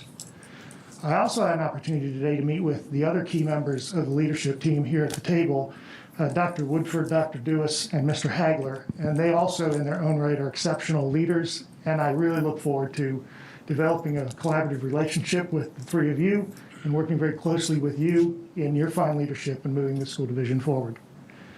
Tomorrow, I'll have an opportunity to spend one-on-one time with each of them and do a walk and talk about our central offices so that I can meet some other members of our central support team and begin to learn names and faces and begin to develop relationships with our leadership more broadly in the central support team. So in closing, I would just like to reiterate what you already know, that Bedford is an outstanding school division. Prior to the pandemic, we were on track in Bedford in all measures that are important. Graduation rates were increasing, academic achievement was increasing, opportunity for students were improving. And you've continued through the most difficult of times in the pandemic to continue that fine work. Speaking of which, I know that there was a lot of discussion here tonight and has been over the months about wanting to have more in-person instruction and more opportunities for kids. Absolutely. But let me congratulate you on what you've been able to accomplish this year, unlike hardly any other school division of which I'm familiar. That your K-6 students have never not been in school, and your 7 through 12 students have never not been in school on a hybrid model. And that is simply not the case in probably 80 to 90% of the school divisions across the Commonwealth. In Virginia Beach, like all school divisions, we've been following the science, we've been following the guidance, and we have had in-person instruction and only all virtual instruction back and forth, on and off. But unlike you, It's just been exceptional leadership from your previous superintendent, your current superintendent, and the rest of your leadership team, so I congratulate you on that. All that stated, our number one priority is getting all students back in school in August. So I heard you speak about that here. The staff has already begun that work. We are listening to our parents and our students, and we are going to provide opportunities for a return to as much normalcy as we can possibly muster come August. So my return trips between now and June will be very focused on that very important goal. Other than that, I'd just like to be very clear and upfront with the community. I come with no preconceived notions about change for Bedford County. It's an outstanding school division, and my job in the first year is to become part of you and learn from you. So my entry plan, my transitional plan, has a focus of listening, learning, collaborating, and engaging with stakeholders. I look forward to doing that with all of our students, our staff, our teachers, our administrators, our parents, our community members. And I just can't thank you enough for this opportunity. I am super excited about becoming part of your team. So thank you. Before we move on, Dr. Neely? Yes, there are so many people that we wanted to say thank you to, and I know Mr. Johnson has done that. But we do have, Dr. Bergen, some gifts for you. So if you would come over here, we'll start giving them to you.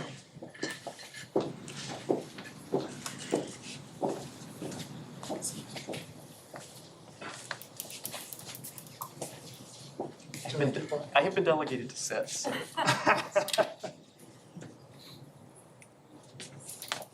I don't want to freak them out, you know.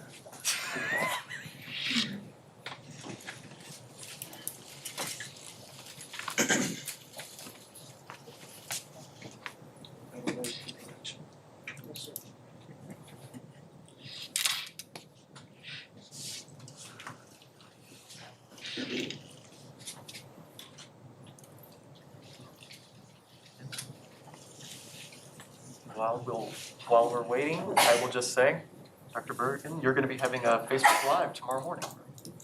Yes, I am. Facebook Live and a press conference so that I can continue to introduce myself to the community. So tune in DCPS Facebook page tomorrow to learn more about Dr. Bergen. So the first thing we wanted to do is make sure you were really familiar with all the high schools. So we called the high schools and we said, do you have like a hat or something that you could give, you could give me so that we could give this to the high school, we could give this to our new superintendent. Can I just say I spent all day yesterday going around and my car was full. So this one is from Stanton River High School, thanks to Stanton River High School and to Josh Cornett, who's the principal out there, Dr. Cornett. So I'm just saying, when you're there, they're probably going to expect you to use that stuff. Just telling you. And you might not want to wear that to someplace else. That's just a little tidbit. This one is from Liberty High School. Dr. Prosper is the principal, and we are glad to have you in Minuteman Country. Thank you. This one's from Jefferson Forest. It's the most comfortable one. You definitely want to wear this one. Thank you very much. On behalf of the Bedford County School Board, this is gifts for you, you and your family. Thank you. So we expect to see you wearing all that stuff. All at the same time. And this one you have to share with your wife. Okay. All right? She's watching, so now she's heard it. We also like to thank Barry Sexton. So Melissa, he's not here, so you're just gonna have to step in for him. We have a little something for him as well. And can I just say that both Diana Johnson and Barry Sexton were unbelievable to us. Thank you so much. Maybe I'll see what it is first. Yeah. We're wonderful to us. I can't even tell you how many times we were here very late. And as board members, we would say, let us help you put this back together or something, and we'll help you rearrange the chairs. And neither one of them would hear of it. They just said, no, you go home, we've got this. So truly, to Mr. Sexton and to Ms. Johnson, thank you so much. Thank you. Thank you, board members.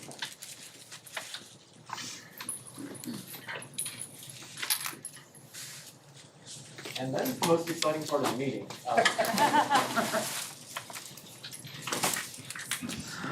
right along. Revised fiscal year 22 budget proposal, Mr. Hagler. That's not interesting, it's, it's been a fun year of revision after revision after revision. It's never been a year where, like, hours before I go into a meeting, I'm revising the previous revision that was revised, so. But before you tonight, the board took action and passed the budget at the last meeting at the work session. And I provided a document of those changes from the original recommendation in red. Since that time, the General Assembly passed their budget. I had high-level dollar figures like summary worksheets, and so I prepared a summary recommendation for the board that we put out on Monday, but then I got my detail sheets yesterday, and there was a slight change which I fixed and we reposted. Happy to say we received more money from the General Assembly than what if you recall, we were working off the Senate's proposed budget because that's the one that gave us the least amount of money. We actually received more than that, a little bit more than the House version, so I'm happy to report that. They revised some revenue numbers there. So we were able to actually go up on how much money we received from the state. The original budget was based upon giving a 3% increase or 2% cost of living. But that didn't get us up to the full 5% raise that the state had. So I had to go up from 2 to 2.5% to make sure we could capture all the money from the state. Now, just to let you know, you don't have to give the full 5. You can get partial, but you don't receive all the money then. So if you go below 5, you get partial money from the state and it gets reduced. So we are proposing going up to 2.5% on the cost of living adjustment so we can get the full amount from the state for the 5%. So the change was that the state number went up. I had to go up on the salary adjustment for the cost of living to go to 2.5%. With that change, I also am having further discussions with the county. There's a little bit more, we received quite a bit more from the state. But in the budget that the board passed, they wanted to add additional positions in for mental health. And we were going to ask the county for some of that money. Further discussions with the county, it doesn't look like there's any good, they've already had discussions on revenue. And talking with the administration over there, there's not going to be any additional money other than that $500,000 that was discussed last time. And that is all earmarked for revision, for the reversion that goes into the CIP fund. So I did adjust this budget for a 0 request from the county. Now, to try to help to maintain some of those positions and do everything else, we did have about $232,000 going into the maintenance reserve fund. That was state money. That's not requirement. That was just put in there in the previous year, balancing out. It's my recommendation to bring that back into the operating fund so we can do as much as we can. There will be quite a bit of money coming our way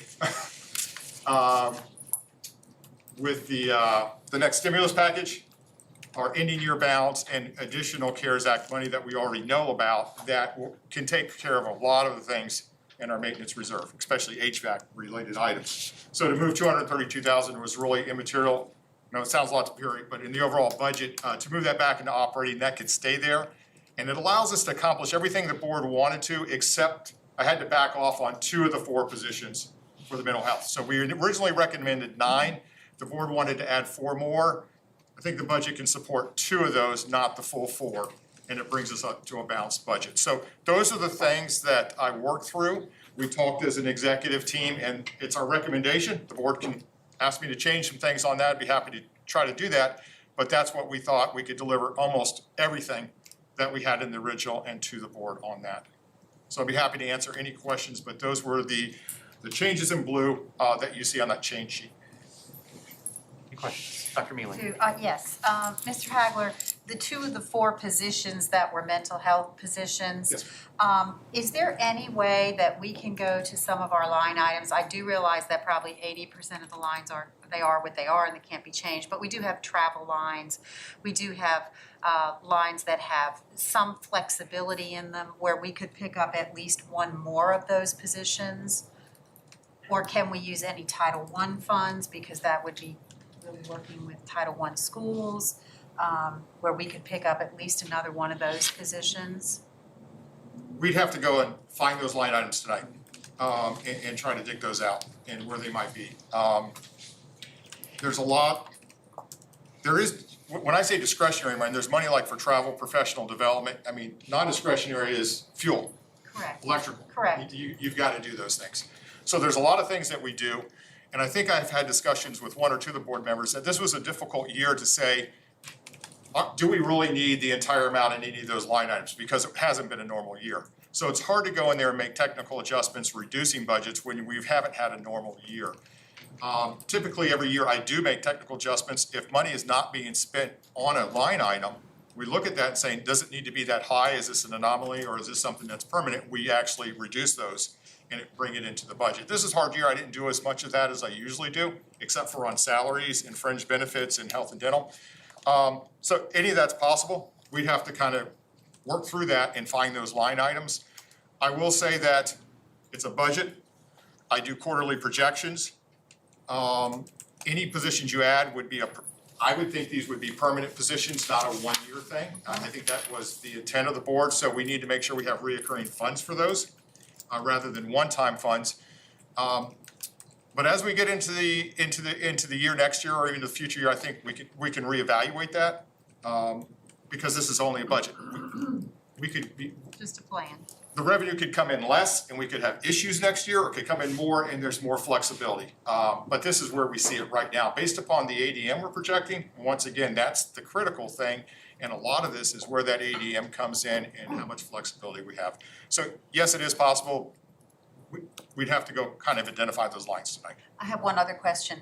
Following off of what Mrs. DeLong said, do we have any solid plans moving forward to further support our paraprofessionals? I mean, the question was, what are we going to do for them in return with respect to everything they've done this year that has been outside? And I understand everyone else has been outside their job descriptions as well, but they've only gotten one step, other people have gotten 4. What can we do for these people as we move forward? In the current budget, there's the 2.5% in the step. When I look at calculating restoration steps, it's usually support to teachers, the teachers as a group. To restore another step to the entire support group, which would be bus drivers, custodians, nutrition workers have their own fund, but they also were also frozen, is around $340,000. So to do another restoration for everybody, if you want to just isolate on the paraprofessionals, I'd have to go calculate that. I don't have that calculation at the moment, but that would be breaking that group out from the other support positions and trying to restore them. I will say there were conversations about living wage and minimum wage. Minimum wage is going up. It's on the books in Virginia, and it will start impacting our step 1 and 2 of the paraprofessionals probably in a year or two here. We also recommended a salary study, and there's money in the budget for that to go out and do an evaluation, comparison with other districts, and where do we stand on our all of our salary scales. There will be difficulty with compression at the bottom end of some of our scales because of minimum wage going up, and that's going to have to be addressed. So there's nothing right now for that. I wish there were. We're like four years into this salary study. The initial salary study was going to cost around $5 or $6 million, and we've been kind of piecemealing it all along. And the further you get away from a salary study, the less relevant it is, because other people are making maneuvers and doing things in other districts. I think it was the commitment of the board to restore those, and all I can do is speak to previous boards was they were focused on the teacher scales primarily first, not that they didn't value the support, but we've only been able to restore 1 on the support side, and this would be the 5th restoration for the teacher side. So it would have to be a decision. If you want to do something for the paraprofessionals, we'd have to cut somewhere else. There's no more revenue to fix that at this point. I understand what you're saying. I just think, and this is certainly a new budget, but as we move forward, I think the top of the scale people, we've discussed before what we need to have in place for them. I would like to see us work on that with a really reasonable, viable plan to compensate those people and to compensate all of our support people. Thank you. Mr. Chairman? Okay, hang on. Mr. Hill and then Ms. Hairston. Mr. Hagler, what was the dollar amount if we were to go and do a 1-step restoral for support staff? I've done a lot of calculations when I build the budget, so I did have that one, I think, 336,000. 336,000. And how many employees would that 36,000 impact? That's administrators, clerical workers, aides, nurses, psychologists. I need a number. I don't know that right offhand. I'd have to look at that and do a calculation on it. I'd probably say probably around 500. Okay, so 500. All right. That's the So estimate. if you can take me to the line item where you have mental health services, where you're now proposing reduce 4 FTE to 2 FTE, but that line item is documented as 664,329. Yes, sir. What does that include? Is that just for 2 FTE? No, sir. The original proposal was for 9 FTEs. That was gonna cost $541,000. The board added 4 additional, so it went up to 721. And then I backed out 2 more. So that's for 11 FTEs for mental health. So if we were to back that down to 9, what's the dollar amount? Free up roughly around $90,000. I had added $180,000 in for those 4 positions.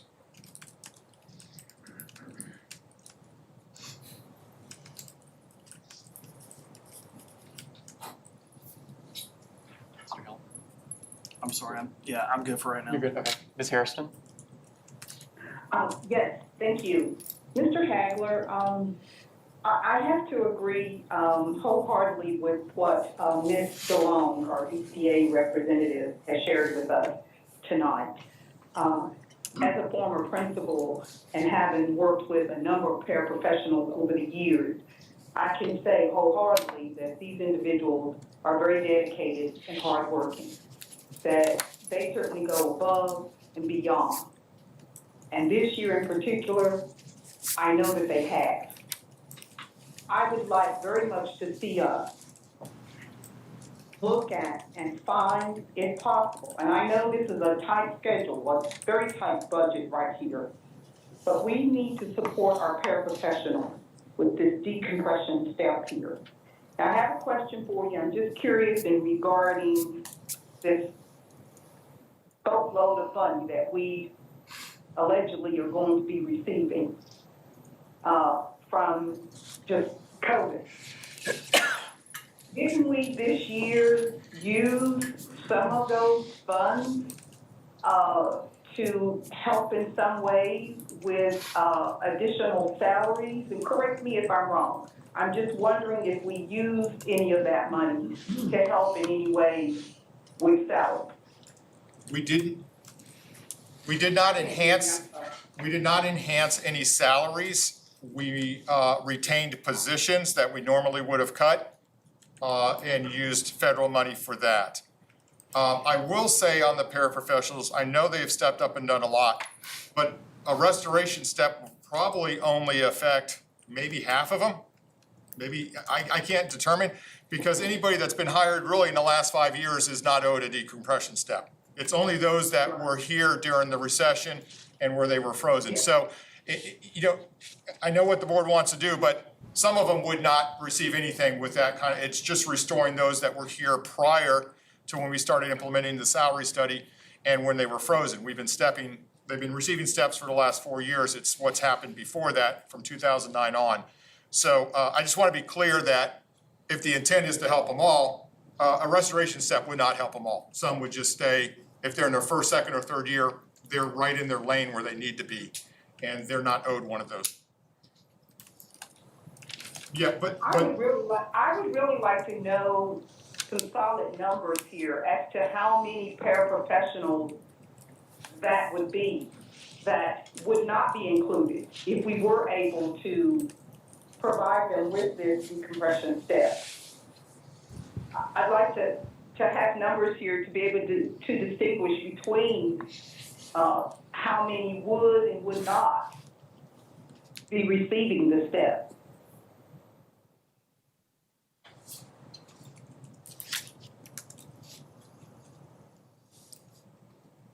Thank you. Oh, you're thinking, okay. If you want to come back to this, I can go run, I'll go try to run some numbers if you wanna try to deal with this tonight. But we would have to cut somewhere else to find the money to support that. And if that's the will of the board, I'll go look and see how much it would cost. If you're only looking at paraprofessionals and a restoration step, how much will that cost? How many would receive it and how many would not? Give me 10 to 15 minutes and I could probably go calculate that, but you'd have, if you're gonna do that, then you'd have to come up with that money by cutting somewhere else in the budget. That's the trade-off. Board be, I don't know the intent of the other board members, but I think this is an area that is of great importance.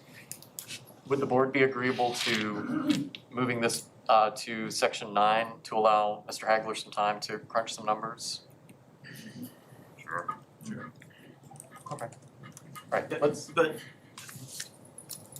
I need to understand why we're separating support staff as support staff. Are we saying one group of support staff did more than the others?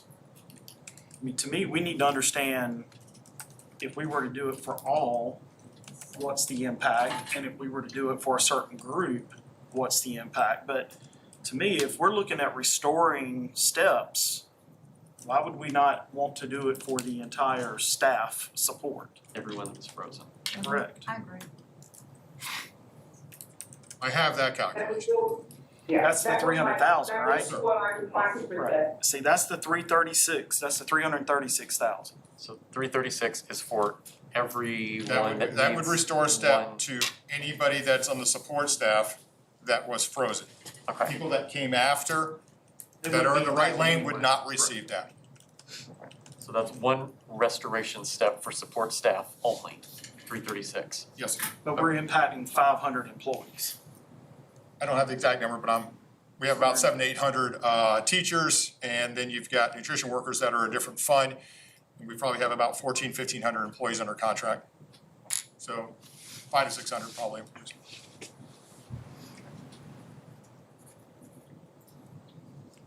So if it's all the support, then we've got to go find cuts of over $300,000 somewhere else to do that. Well, if we reduce those additional mental health services, that we need 246 in order to give those restoration steps. It doesn't do away with the current FTE of mental health services. It reduces the total number that we're trying to increase it by. Correct. But it frees up 90K is what you're telling me.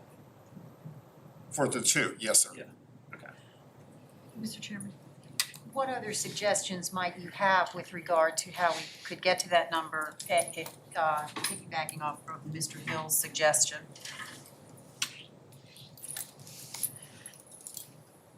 There's a lot of a lot of little, different line items. That would be hard for me to make a suggestion.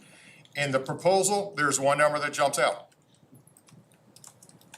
And I hate to say this, but the restoration step for the teacher is 345.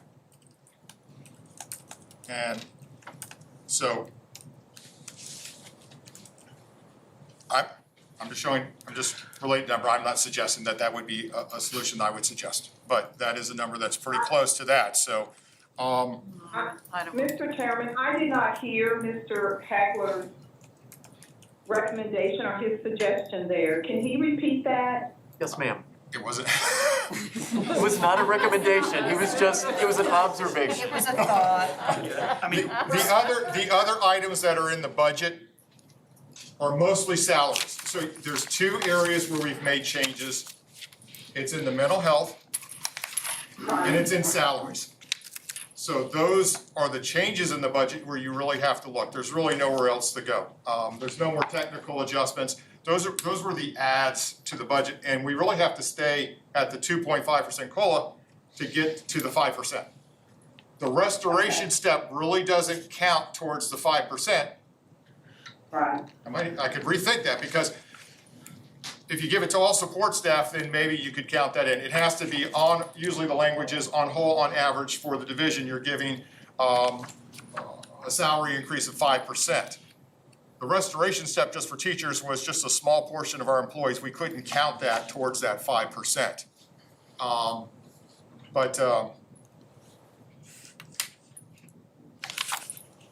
Yes. So maybe I'm thinking about this wrong, $105 million budget, right? Plus or minus. So if we were to go on every line item and do a 0.25% reduction, that gives us our $246,000. A lot of those line items are federal, some of them are electrical and fuel and bus That was my leases question. and committed money, so you really can't take the whole thing. That was my question. And you So- also, and a lot of, and 85% of the budget is salaries and fringes already. So you're thinking 15% of our budget is outside salaries. And then some of that's title money, so that's even less, and some of that's electrical and fuel.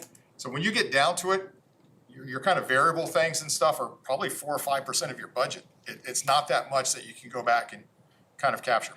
So question, if we were to approve this budget as written, dollar amount wise, and we wanted to change some of the appropriations of those dollars, what are the rules around that? The whole budget that you approved tonight would be, the only thing it's subject to is the Board of Supervisors approving their budget and appropriating the money after this.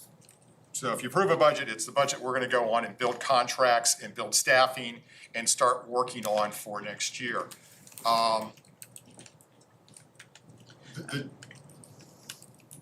The danger of coming back in a mid-year and doing something like that is that you're committing money for the following year budget in the middle of a year. It's been done before, not in my tenure, but I know it's been done in other places, but you're really playing with it. You have excess money in 1 year. Let's go ahead and commit it to reoccurring, and I would caution against that. Yeah, understand. Mr. Chairman? Dr. Mealy? But if we did look at those discretionary lines, you know, like, you know, taking 10,000 here or 5,000 there, and we do have some lines like that. I mean, I just wonder if we could get to it by doing something like that. Or doing what Mr. Hill suggested, taking a percentage of those lines. You know, when you're looking at things like professional development, and I'm not saying professional development isn't important, but we didn't use a lot of that, and we had a normal year up till March. We were at like 111,000. Couldn't we take like 20,000 off of that? You know, can we go, you know, you're looking at travel at 62,000. Could we take 20,000 off of that? Nobody's traveling. I doubt we're gonna be doing a lot of traveling, you know, going in the future. So there are some discretionary lines in here, dues that we pay to specific organizations that amount to 29,000. Like, I'm not sure who they go to, I guess VSBA and VAST, stuff like that, but we do have some discretionary lines. You do. It would be interesting to see if we could, you know, follow Mr. Hill's suggestion of reducing the mental health services by 1 and then trying to add to that. I think the problem I'm understanding is once we do that, we're committing to those dollars go forward. And so whatever we reduce the line items by in order to get to that. It's a permanent reduction. It's a permanent reduction. Well, I mean, you can always come back in a future year budget and say, we went too far and give to that, but that would compete against other things you try to do in future years. The steps next year, anything you try to restore or salaries in future, if you go back on those and you did, you have to, if you want to go back on those, it competes against in any given year's budget. Sorry, I'd question. love to do it. I tried to find a way to get you there. If it was 20 or 30,000, I think a $100 million budget, it's like, I can find it. 300, you're talking almost 350, it's like, we need to cut somewhere. So if we were to agree of this budget, and it includes the 2 FTE at 90,000, and we hold off on that for a while until we fill it, until we back or post those, and we get the 4th edition of dollars deposited, and we somehow free up funds from other areas, it's, never mind, I just answered my own question. It's still the fact of you're short, you're taking away from that budget go forward. May I just add on to his thought, I'm sorry, Mr. Chairman, add on to Mr. Hill's thought. But, you know, you say I don't make technical adjustments unless I've looked at it. I mean, I wonder how many of these items that we actually do spend all that money. Again, I'm just gonna go back to professional development.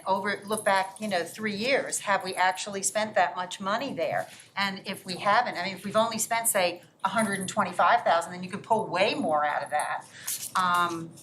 So, I do look at those every year, I will say. So if there's ongoing years that we have not spent all the money, like $20,000, I've cut those in previous years. I don't let budget line items just stay there and not be used. We bring it into the budget and say, okay, if it's not gonna be used there, it comes in to balance the whole budget or for the board to consider what they wanna do. So I just didn't do as much as that this year because I really didn't have a good year to base that on. But I've been doing that ever since I arrived, and there have been, everybody here at this table will admit that I've approached them and saying, you've got 80,000, you're only spending 40 for 3 years in a row. We're cutting that and bringing it into the budget. We've done those. So I do that each and every year and watching over that. I think that's part of my job, making sure, you know, the funds are being used appropriately and budgeted appropriately, and that we give the maximum for the board to use and give back to the employees or to whatever it needs to be. So I typically don't let line items sit there and accumulate and not be used. I try to do a good job of that and holding people accountable to that. So yes, this year and even last year where we shut down in March, it's hard to even use last year as a gauge because part of the year wasn't even completed or finished. So if the board like and try to come up with that $330,000, it'll take me a little bit more time to go find that, and then, but you're asking me to do it without executive staff or everybody else chiming in. You're asking me to go back and find those cuts from people's budgets and without knowing the impact of those, and that would be pretty hard. Ms. Kirby? Out of, because you have said that we are expecting more CARES Act money. Yes, ma'am. Are bonuses allowed to be given with the additional monies coming in? In all the CARES Act language so far, bonuses were not allowed. Could we put the CARES Act money into something that is itemized here to take away that expense and then free up that money to give a bonus to tie it over till we can work in a set raise in next year's budget? The only thing I know about so far on the money is some estimates. The stimulus package was, I believe, signed today, President Biden. I have not seen the language on that and what it can and cannot be used for, so I don't have the guidance on that.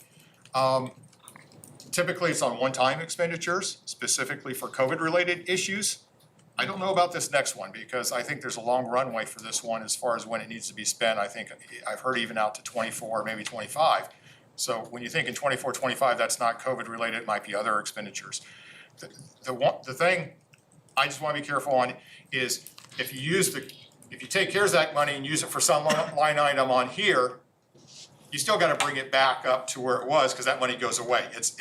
We really have to think about that money as one-time funding, not permanent funding. Gotcha. And I'm just cautioning the board on that. Maybe I'm overcautious, but I feel that's part of my job. I'm very conservative and just don't want to put future boards into a bind where it's like we went too far and now you're kind of stuck. Well, as far as one-time expenditures though, could we use some of the CARES Act money for what we have earmarked the reversion money for, because that was a CIP. So could we include some of the CIP, then free up the reversion money, which will be guaranteed to us for the duration? See where I'm trying to go? The CIP money? The CIP money from Board of Supervisors for the reversion, during the reversion. Yes. So we'll get that additional money.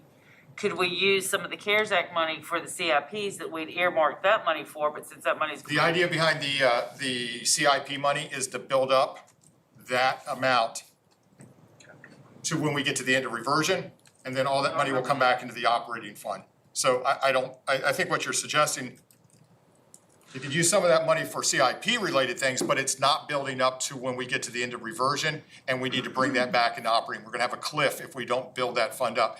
The whole idea behind the $500,000 each going in each year is that when we get to the end, we're closer to the 6 million mark we're gonna need that would fall off from the state at that point. So they wanna have as close to 6 million in the CIP that they can say, put it in the operating because we're gonna lose 6 million from the state, move it over to here, and we don't have that cliff that we're gonna face. but we've been spending that money. Yes. Because what they're doing is they're building up slowly, getting closer to the 6 million. We're using that on actual CIP related things right now. But once we get to 29, It was 500,000, then Right, a million. 1 million, 1.5. We can spend that on CIP, but at that future date in '29, that money won't go for CIP board. That'll just all be shifted over towards operating. So all that 4 to 6 million will be shifted over to operating. Right, which is why the Board of Supervisors was saying, take care of your maintenance issues, correct? Yes, ma'am. Just one final question. Do we have a run rate of dollars left over at the end of the year that we've been, For this year, I want a Run run rate for our last 3, 4, 5 years? Do you have that? last year, the audit is not completed yet, but the amount left over in the operating fund is around $90,000 to $100,000. So my whole budget last year came in pretty close to budget. You know, when you think $90,000 to $100,000 off a $100 million budget, it's pretty thin. This year, because of the enrollment loss and other factors, and our expenses are coming in under, I'm projecting between 3 and 4 million ending this year, but this is not a normal year. I can't capture all that. A lot of that is enrollment loss. We're getting the money from the state. The sales tax didn't go down, and some of our expenditures are not what they typically are. So this is gonna be a large ending bounce, and I've already disclosed that to the Board of Supervisors, but it's not a normal one. Usually we're 100,000 to 400,000 ending bounce, which is pretty thin. I guess I would say, there's not a lot of cushion to go bring in and capture to do this. I'd love to do that. And I feel like I'm arguing against you. I don't mean to be doing that. I'm trying to find a way and give options. But I don't see any more revenue coming in. CARES Act money, yes. One-time expenditures, yes. I could say, as we get into the budget next year, we could revisit this and see what's happening. But it would take cutting other budget line items. That's my recommendation to get to that number. So, Mr. Hegler, to think of Ms. Kirby's position, would there be money left over at the end of the year to use some of that as a bonus for these individuals, some of the carryover funds? Yes, I think we have to do it in this year. Right. You want to do it in the current year. As I said, I'm projecting a pretty substantial ending year bounce. We could consider that. I would want to make sure I talk to the county administration also on that, because usually those ending bounces are reappropriated to us in the full amount. And I just want to make sure they know how we're using that money. I don't think they'd have a problem with that, but I want to make sure that we disclose that and don't overstep, because they usually turn over that money. They usually turn all that ending bounce over to us at the end of the year for maintenance-related items, one-time expenditures. That's not a requirement, but that's been done every year that I've been here. And I want to make sure that continues and that good relationship continues. So yes, I believe we could look into something like that. So if we were to approve the proposal as it's presented tonight, is that something you could check with the county on and get back with us in time to amend this later, should that not be a Well, viable I would option? recommend that we're not going to amend this budget. What you would look at is a bonus in the current year, not using CARES Act funding, but our current operating funds that are available, and really using some of the, taking in some of the ending year balance and reducing that to give that bonus. And I think that might be an option. I could bring that back to the board. I am going to bring in my third quarter forecast. I don't think I can turn it around by April 1st, but because we end right there at the end of March. But let me look into that, and I can bring that back and make a recommendation to the board on that. Okay, and I'm just throwing this idea out here, I don't know how you all feel about this, but if you took the 90,000 that Mr. Hill was talking about, and you felt like it was important enough to take the personalized learning grant money, that's another $100,000. You got almost 200,000 now. Yes, ma'am. I mean, we can go down and look at some of those line items, and go one by one if you want. What is the board's No. wish? I'm not interested in that. Okay. So Mr. Hill says no, Ms. Kirby? No. No, no. So Just a thought. is it the board's consensus that I bring back maybe a proposal on what we can do in the current year for support staff? Yes. Mr. Chairman? Yes, ma'am. I'm sorry, I did not hear. Did we take a vote on something? No, ma'am, we just, I don't know why I'm staring at the ceiling, I'm sorry. We just sought board consensus on whether we wanted to look at cuts to the proposed budget. Okay, look at cuts with the proposed budget. Yes, ma'am, to get to the 336,000. Yeah. Can I say something at this time? Please, yes, ma'am. Well, it's certainly based on what Mr. Hagler has shared with us. It certainly appears to me that there isn't is very little wiggle room for us to make any changes with the current budget proposal. I like the ideal of looking at a bonus, looking at the current operational funds, those line items, and seeing what we can come up with a bonus for our paraprofessionals. I think that that's the least that we can do. And going forward in our next budget year, I certainly hope that we can seriously take a look at the decompression step. That's all I have. Absolutely, thank you. And I think that seems to be where the board is right now as well, is looking at the possibility of a bonus and where the funding could come from, so. Just for clarity for me, when we talk about support staff, it usually includes anybody that's not a teacher,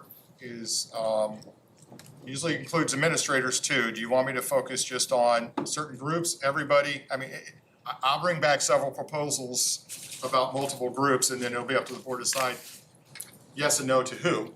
But it's usually group support and then teachers.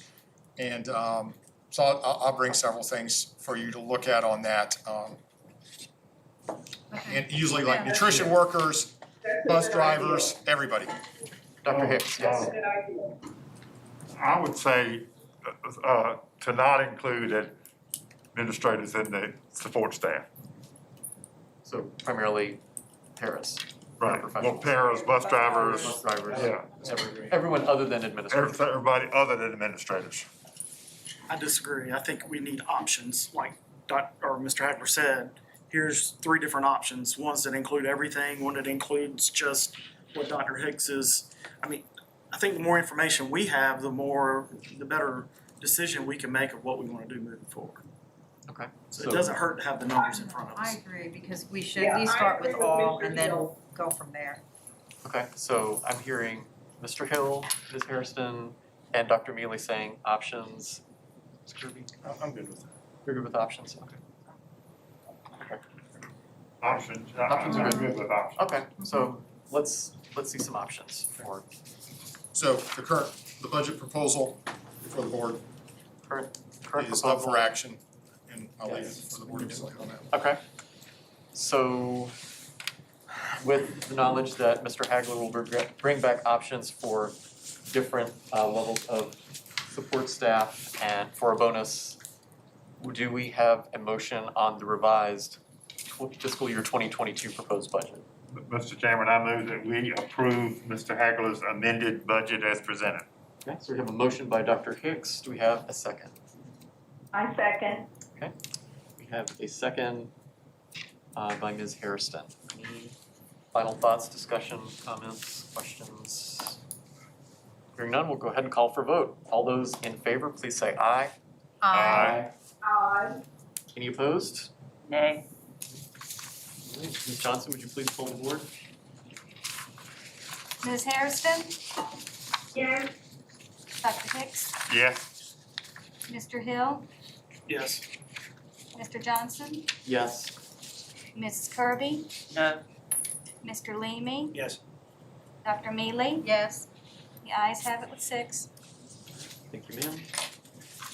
Revised fiscal year 22 budget is approved as presented, and we will get some options at the April meeting, correct? I'll bring it to April. Thank you. Thank you very much.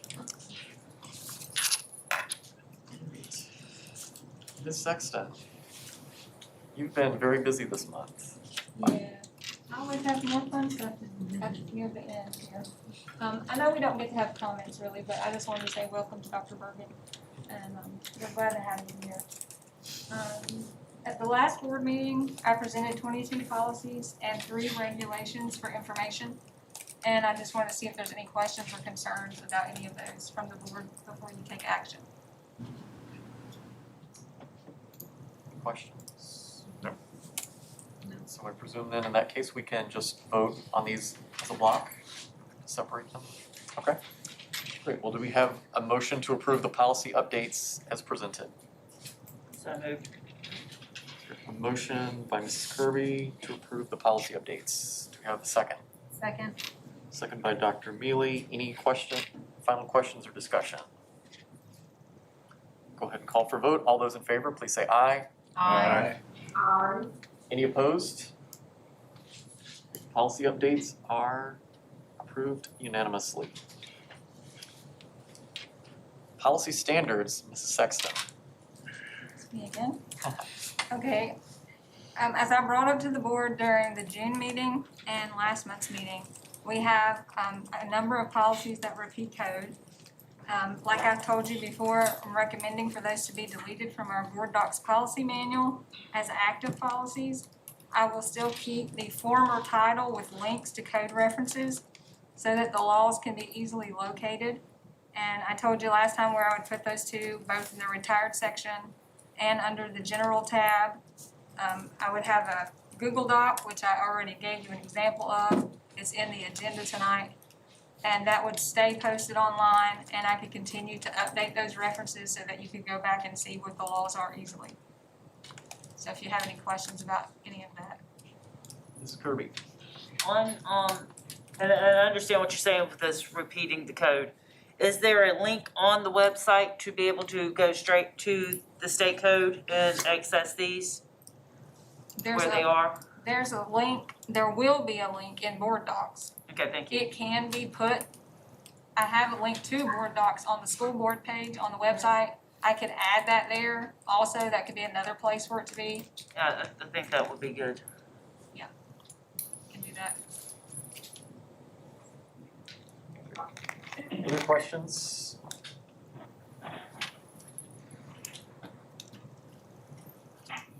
Do we have a motion? Mr. Chairman, I move that we accept this policy standards as presented. Okay, so we have a motion to approve the policy standards as presented by Dr. Mealy. Do we have a second? Second. Second by Mr. Hill. Final questions, concerns, comments? All those in favor, please say aye. Aye. Aye. Any opposed? Policy standards are approved unanimously. Superintendent's comments for a few more months. Dr. Rogers. Thank you, Mr. Chairman. I would just like to welcome Dr. Bergen as our new superintendent. We're excited about your leadership, and we're excited to hear about your vision for the future of Bedford County Public Schools. I think you'll find our staff very welcoming and very collaborative. Of course, the quality of life here is exceptional in Bedford County. So congratulations to you, and I look forward to helping you make a smooth transition. So it's nice to have you here. That's all I have. Thank you very much. Okay, matters from the board. Let's start with Mr. Hill. All right. I know that the staff plans to bring back a recommendation around graduation plans next month. We need to communicate with parents quickly on dates. So if the preference from my district that I'm hearing is, May 29th, and so I would hope that we could make something work. I would like to see each graduation held in their zones. That's part of tradition of being proud of your zone and not having to go to the other location. One of the parents that we heard from, who is also a teacher, made it clear that, it was for some students in Liberty Zone and Stanton River Zone, it was tough for them to have to come to Forest Zone to have their graduations. Understand last year was an anomaly, sorry. But we need to make sure we do everything we possibly can to have it in their area. Love the fact that Max said that the cameras were now in those areas. Tony said it, sorry, I'm looking at both of you. That cameras were in the stadiums. I think that's, awesome. It gives us an opportunity to take advantage of that if we have to do that. My question to you, and again, I understand we have guidelines that we have to follow, but as you come up with this plan, if we were to have it today or the day that you present it, what are the options? Where? How many could attend? And knowing that the guidelines can change as we get closer to those dates, but parents need to be able to tell family to start making travel arrangements. Can you come to town? Are you going to be able to be there? Where is it going to be? How many tickets? We need to make that sooner than later, so they're not waiting, the week before and trying to make plans. So, Randy, Mac, this is a broken record. Dollars that are left over in this budget. I know, Randy, you're going to bring back a proposal of bonuses. If we've got $3 million, and I know this year is different, there should be absolutely no maintenance projects in any of these school buildings that do not require a major CIP funding. If we've got $3 million, you should have a plan and bring it to us to say, here's what we want to do with it. Or if you have that right to go spend that $3 million on needed maintenance projects. Now, I'm not saying go paint a school that doesn't need to be painted. But if we have projects, and every school that I go into, there's projects, we should be able to get this stuff done and not keep piling it in to CIP after CIP after CIP. Let's get some of these projects done while we have this money. Randy, I know we've got more dollars coming in from the CARES Act. That's a different subject, but the $3 million that's left this year, we need to spend that money. If it's true maintenance, I'm not saying go make up stuff to spend these dollars on. But as we continue to talk about just small maintenance projects, we need to be able to do that. I know last year we had discussion around Manita and Huddleston. Are there things that we can go, and I'll call them beautify projects, where we can go make an impact on those two campuses? $3 million is a good amount of money.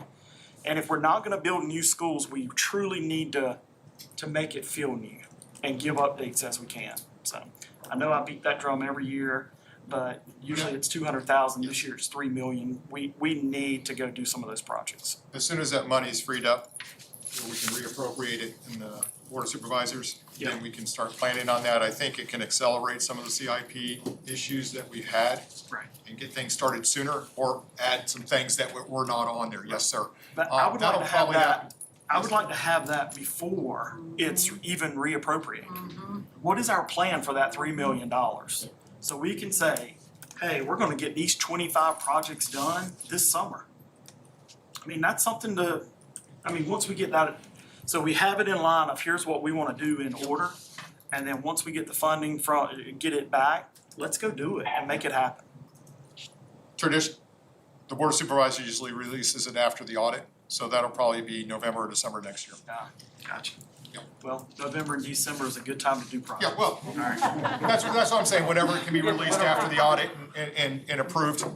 But we'll have a plan for it even before then. Okay. Yep. And we can do that at an early upcoming meeting with a revised CIP proposal. The board has certainly outlined a few other projects that weren't on the initial list, and we updated on a couple needs that this last meeting, so absolutely we could do that soon. And do you have like a list of the things that have been turned in by the principals and the locations of here's their wish list of what needs to be done? We have work trackers, certainly that are things needing to be fixed. We may not have a list of every one of those projects, but we certainly have a lot. So I think we'll definitely be able to update the plan. Ms. Hairston. Yes, thank you, Mr. Chairman. I'd like to also just thank and congratulate Dr. Bergen. I am looking forward to working with you, and I'm very excited about the future of our division under your leadership. I also want to just thank Dr. Rogers for her leadership. She has just done a fantastic job for us, and thank you so very much. And also to Barry Sexton and Diana Johnson. Just can't thank you all enough. You are just awesome individuals and such a great support to us. I also wanted to take some time to just thank all of the schools, the central office staff, parents, cards that I received, text messages, emails, just thanking me and all of the board for our hard work, our dedication, and honor of School Board Appreciation Month.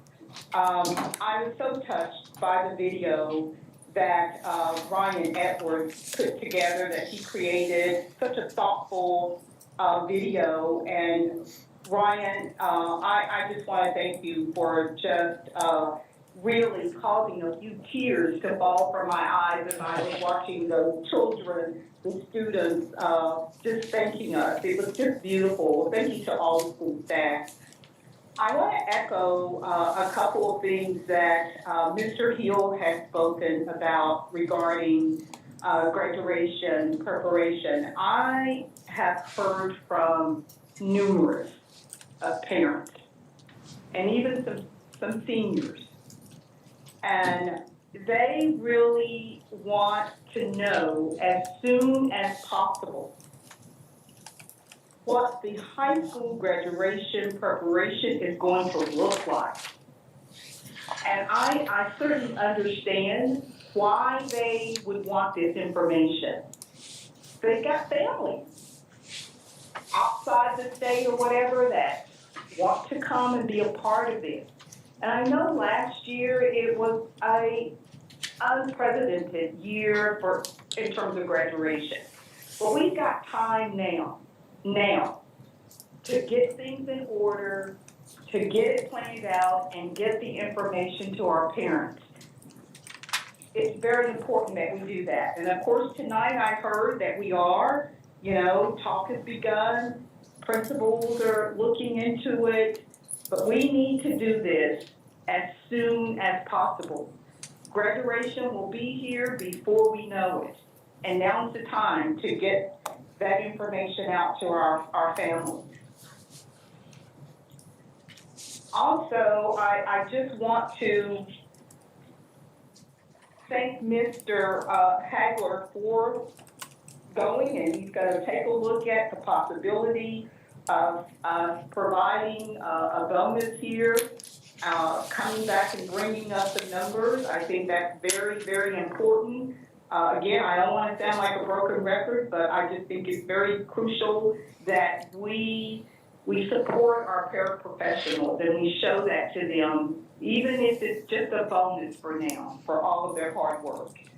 I think at this time, that's all that I have, Mr. Chairman. Thank you. Thank you. Mrs. Kirby. Of course, now it's my turn to sound like the broken record. But welcome, Dr. Bergen. We're looking forward to you being here. As I've heard everybody talk tonight, I don't know why the Dr. Seuss book came to mind, the places we will go, but I'm anxious to see where Bedford County will go. I want to take a second to explain why I voted against the budget. Mr. Hagler, as always, I think you did a wonderful, wonderful job. I appreciated you.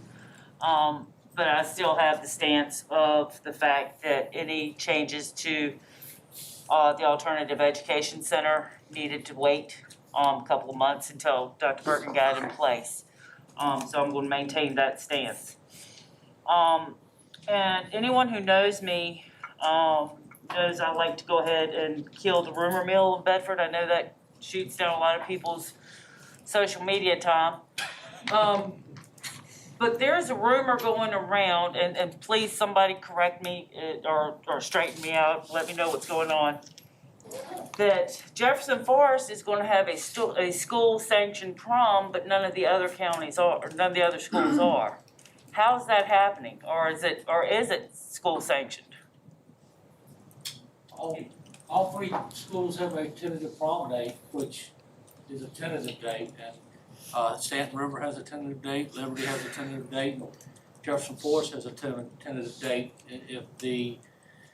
If somehow in April, things change as far as executive order and so forth, typically I think what people are looking at is probably not a dance type situation, but maybe a senior gala or something like that. I think some other school divisions have that kind of out there if things are relaxed. So, right now that all three schools have tentative dates for something like that, but it's probably going to be an outdoor venue and not a dance because of that situation. So yes, all three of those have it on the books possibilities. As I said, we're probably going to have to wait till later in April to see if anything is relaxed as far as the numbers, because with the 250 number right now, the senior class at some of our schools are over 250. So, and that's just your seniors. So we'll have to see. So there is no dance. I think it's a tentative date for maybe a senior type gala or something like that.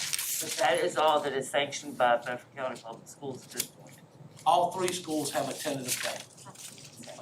But as I said, that's tentative because if the governor doesn't change the orders and it stays at 250, that wouldn't accommodate anything right now. Okay, I'm that. I'm going to echo everyone with the graduation, getting plans as early as possible. We got to do this. And it's, again, I said by accident, I got to watch the game on my TV the other night. But it was so great to see those kids out there playing. It's wonderful to see them out there, and I know that it's much, much needed for them. And long overdue, but let's get them there. And I'd like to see something again with the 8th graders out there. And also, too, I'm looking forward to getting kids back in the classroom this full time. And that's all I've got to say. Thank you. Mr. Lee. Dr. Bergen, welcome. And I think your emphasis on an understanding of the importance regarding community involvement and stakeholder engagement on the part of the superintendent is long overdue and will go a long way towards rebuilding confidence of the public in the central office. Dr. Rogers, you rock. You came in at a tough time and you've kept the ship going in the right direction. Thank you very much for that. You've been fantastic. You really have. I appreciate that, but I do have to say it's because of these folks. And it says a lot about you that you would share that credit. Ditto on graduation. I mean, I can't say anything that hasn't already been said. Last year, we were kind of up against the ropes we were just trying to figure out how to keep school going, what was going to happen next. Graduation, we did the best we could under circumstances, but point being, we have time now to make those plans and come up with various courses of action. So let's do it, and I look forward to seeing what the plans that staff brings to us next month. That's all. Thank you, sir. Dr. Hicks. I'd just like to echo Mr. Leamy and say welcome, Dr. Bergen, and thank you, Dr. Rogers. And that's all I have. Thank you. Dr. Mealy. Talk about a broken record, but welcome, Dr. Bergen, and I want to especially say thank you to your family for supporting you as you applied for this position and then moving. For those of you who don't know, he has 100 animals that are coming with him. So that's going to be a major move, but thank you for that. I'm excited for you to be here as well. And Dr. Rogers, I mean, I know everyone said you've just been just a wonderful asset to this division. You have, I feel like I have to buy you a new pony or something. But thank you for everything you've done and you're going to continue to do until Dr. Bergen is here full time. I'd also like to thank Ryan Edwards for that lovely video that he created. I know there were a lot of people who helped him with that in terms of the administrators and students and staff making little snippets and him putting that together. So thank you to everyone who had a part. I also want to thank Mr. Edwards for the work he's been doing behind the scenes with our new superintendent. I don't know if you know that, Dr. Bergen, that Mr. Edwards is the president of the Chesapeake chapter of the National School Public Relations Association, which is a pretty big deal because you'll have to help me here, Mr. Edwards. It's Virginia, West Virginia, Maryland, Washington DC. and Washington DC. So he's the president of that, which is very impressive, and he just brings a lot to our division, and I think you'll find him to be someone who can lead you through that maze of media really well. So thank you, Mr. Edwards, for everything you've done with regard to Dr. Bergen and certainly with the video. Also, the vaccine clinics, I just really, again, want to say thank you to all the volunteers, the Bedford County Sheriff's Department, and especially our nurses and Mrs. Robertson and Mrs. Knox who made that possible. I attended both. You're getting both shots. I don't think, the longest thing was the 15 minutes you sat there. It was so seamless. So great job with that. I'd also like to thank Mr. Johnson. You did a great job with all the contract negotiations and all the other details with Dr. Bergen after we had deliberated and made a decision. So thank you for all of your work on that. I know it was very, very time consuming.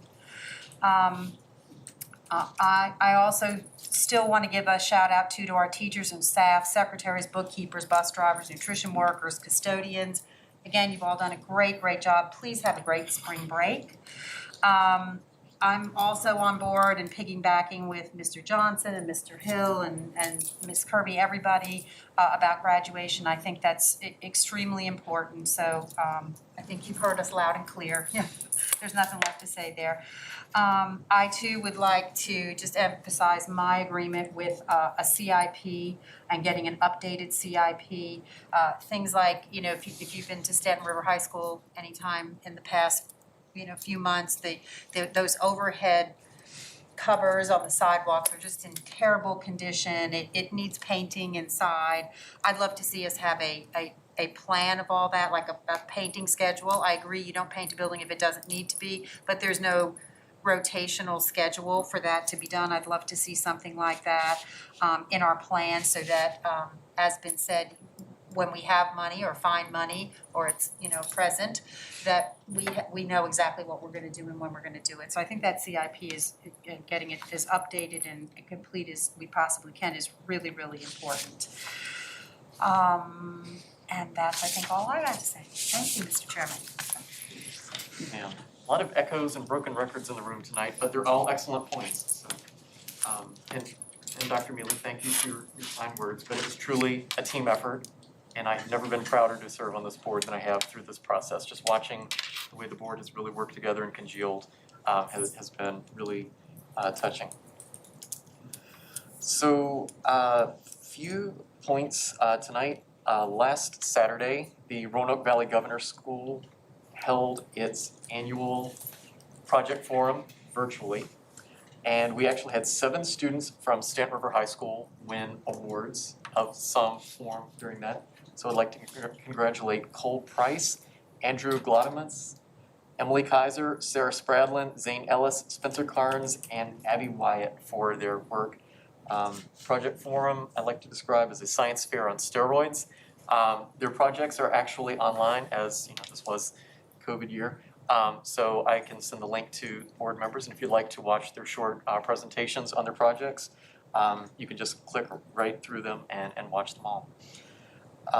The Virginia School Boards Association held its Southern Regional Forum on Tuesday night, and we actually had 2 Bedford County artists win awards. So congratulations to Riley Heiner from the Liberty Combined School and DM Tren from Jefferson Forest High School for their wins in that. We look forward to seeing their award-winning artwork in the near future. Also, I had the opportunity to serve as a judge for the Super Regional Forensic Tournament, virtually, of course, at Stanton River High School on Saturday.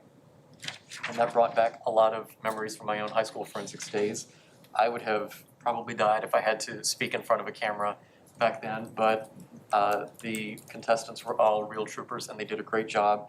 I would like to congratulate two Stanton River students in particular, Johanna Atchison and Sydney Thomas, both of whom advanced to the Super Regionals.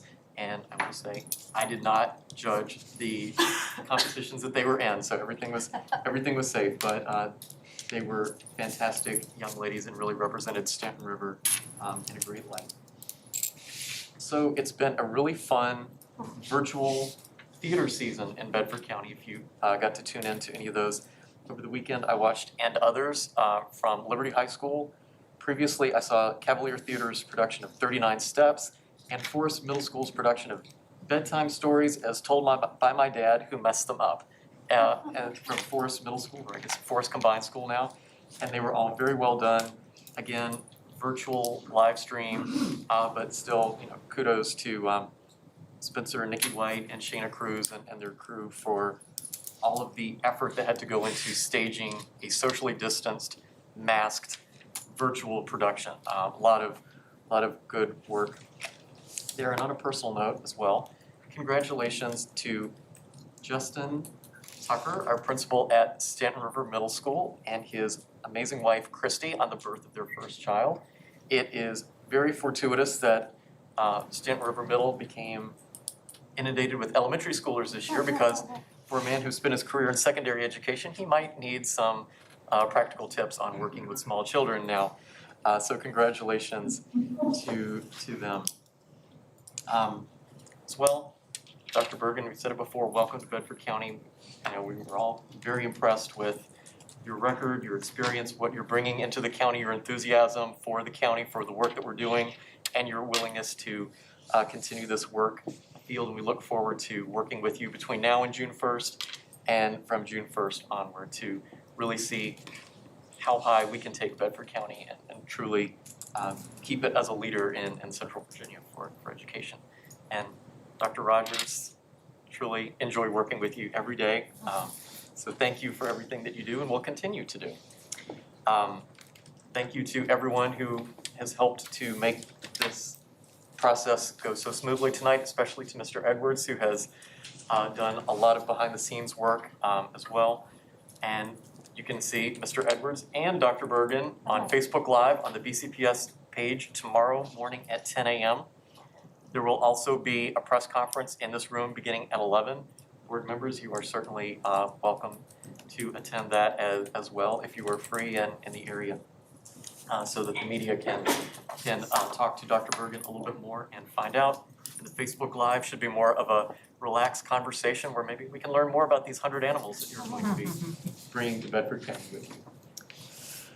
So on that note, Dr. Rogers, were there any board requests that we just needed to confirm tonight? We have Mr. Hagler coming back with options on bonuses.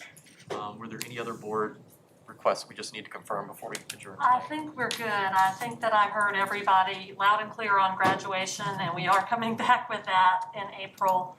And so I believe that we understand what we need to cover up with. Great. But thank you for asking. So at the April meeting, we will hear a graduation update, and we'll also have some options on ways to provide bonuses for support staff. All right, excellent. Unless there is anything else pressing, do we have a motion to adjourn? So moved. All right, motion by Mr. Hill, do we have a second? Second. Second by Dr. Mealy. I presume there's no discussion on this, but. All right, I'll call for vote. All those in favor, please say aye. Aye. Any opposed? Meeting is adjourned. Good night. See you in April. Thank you very much.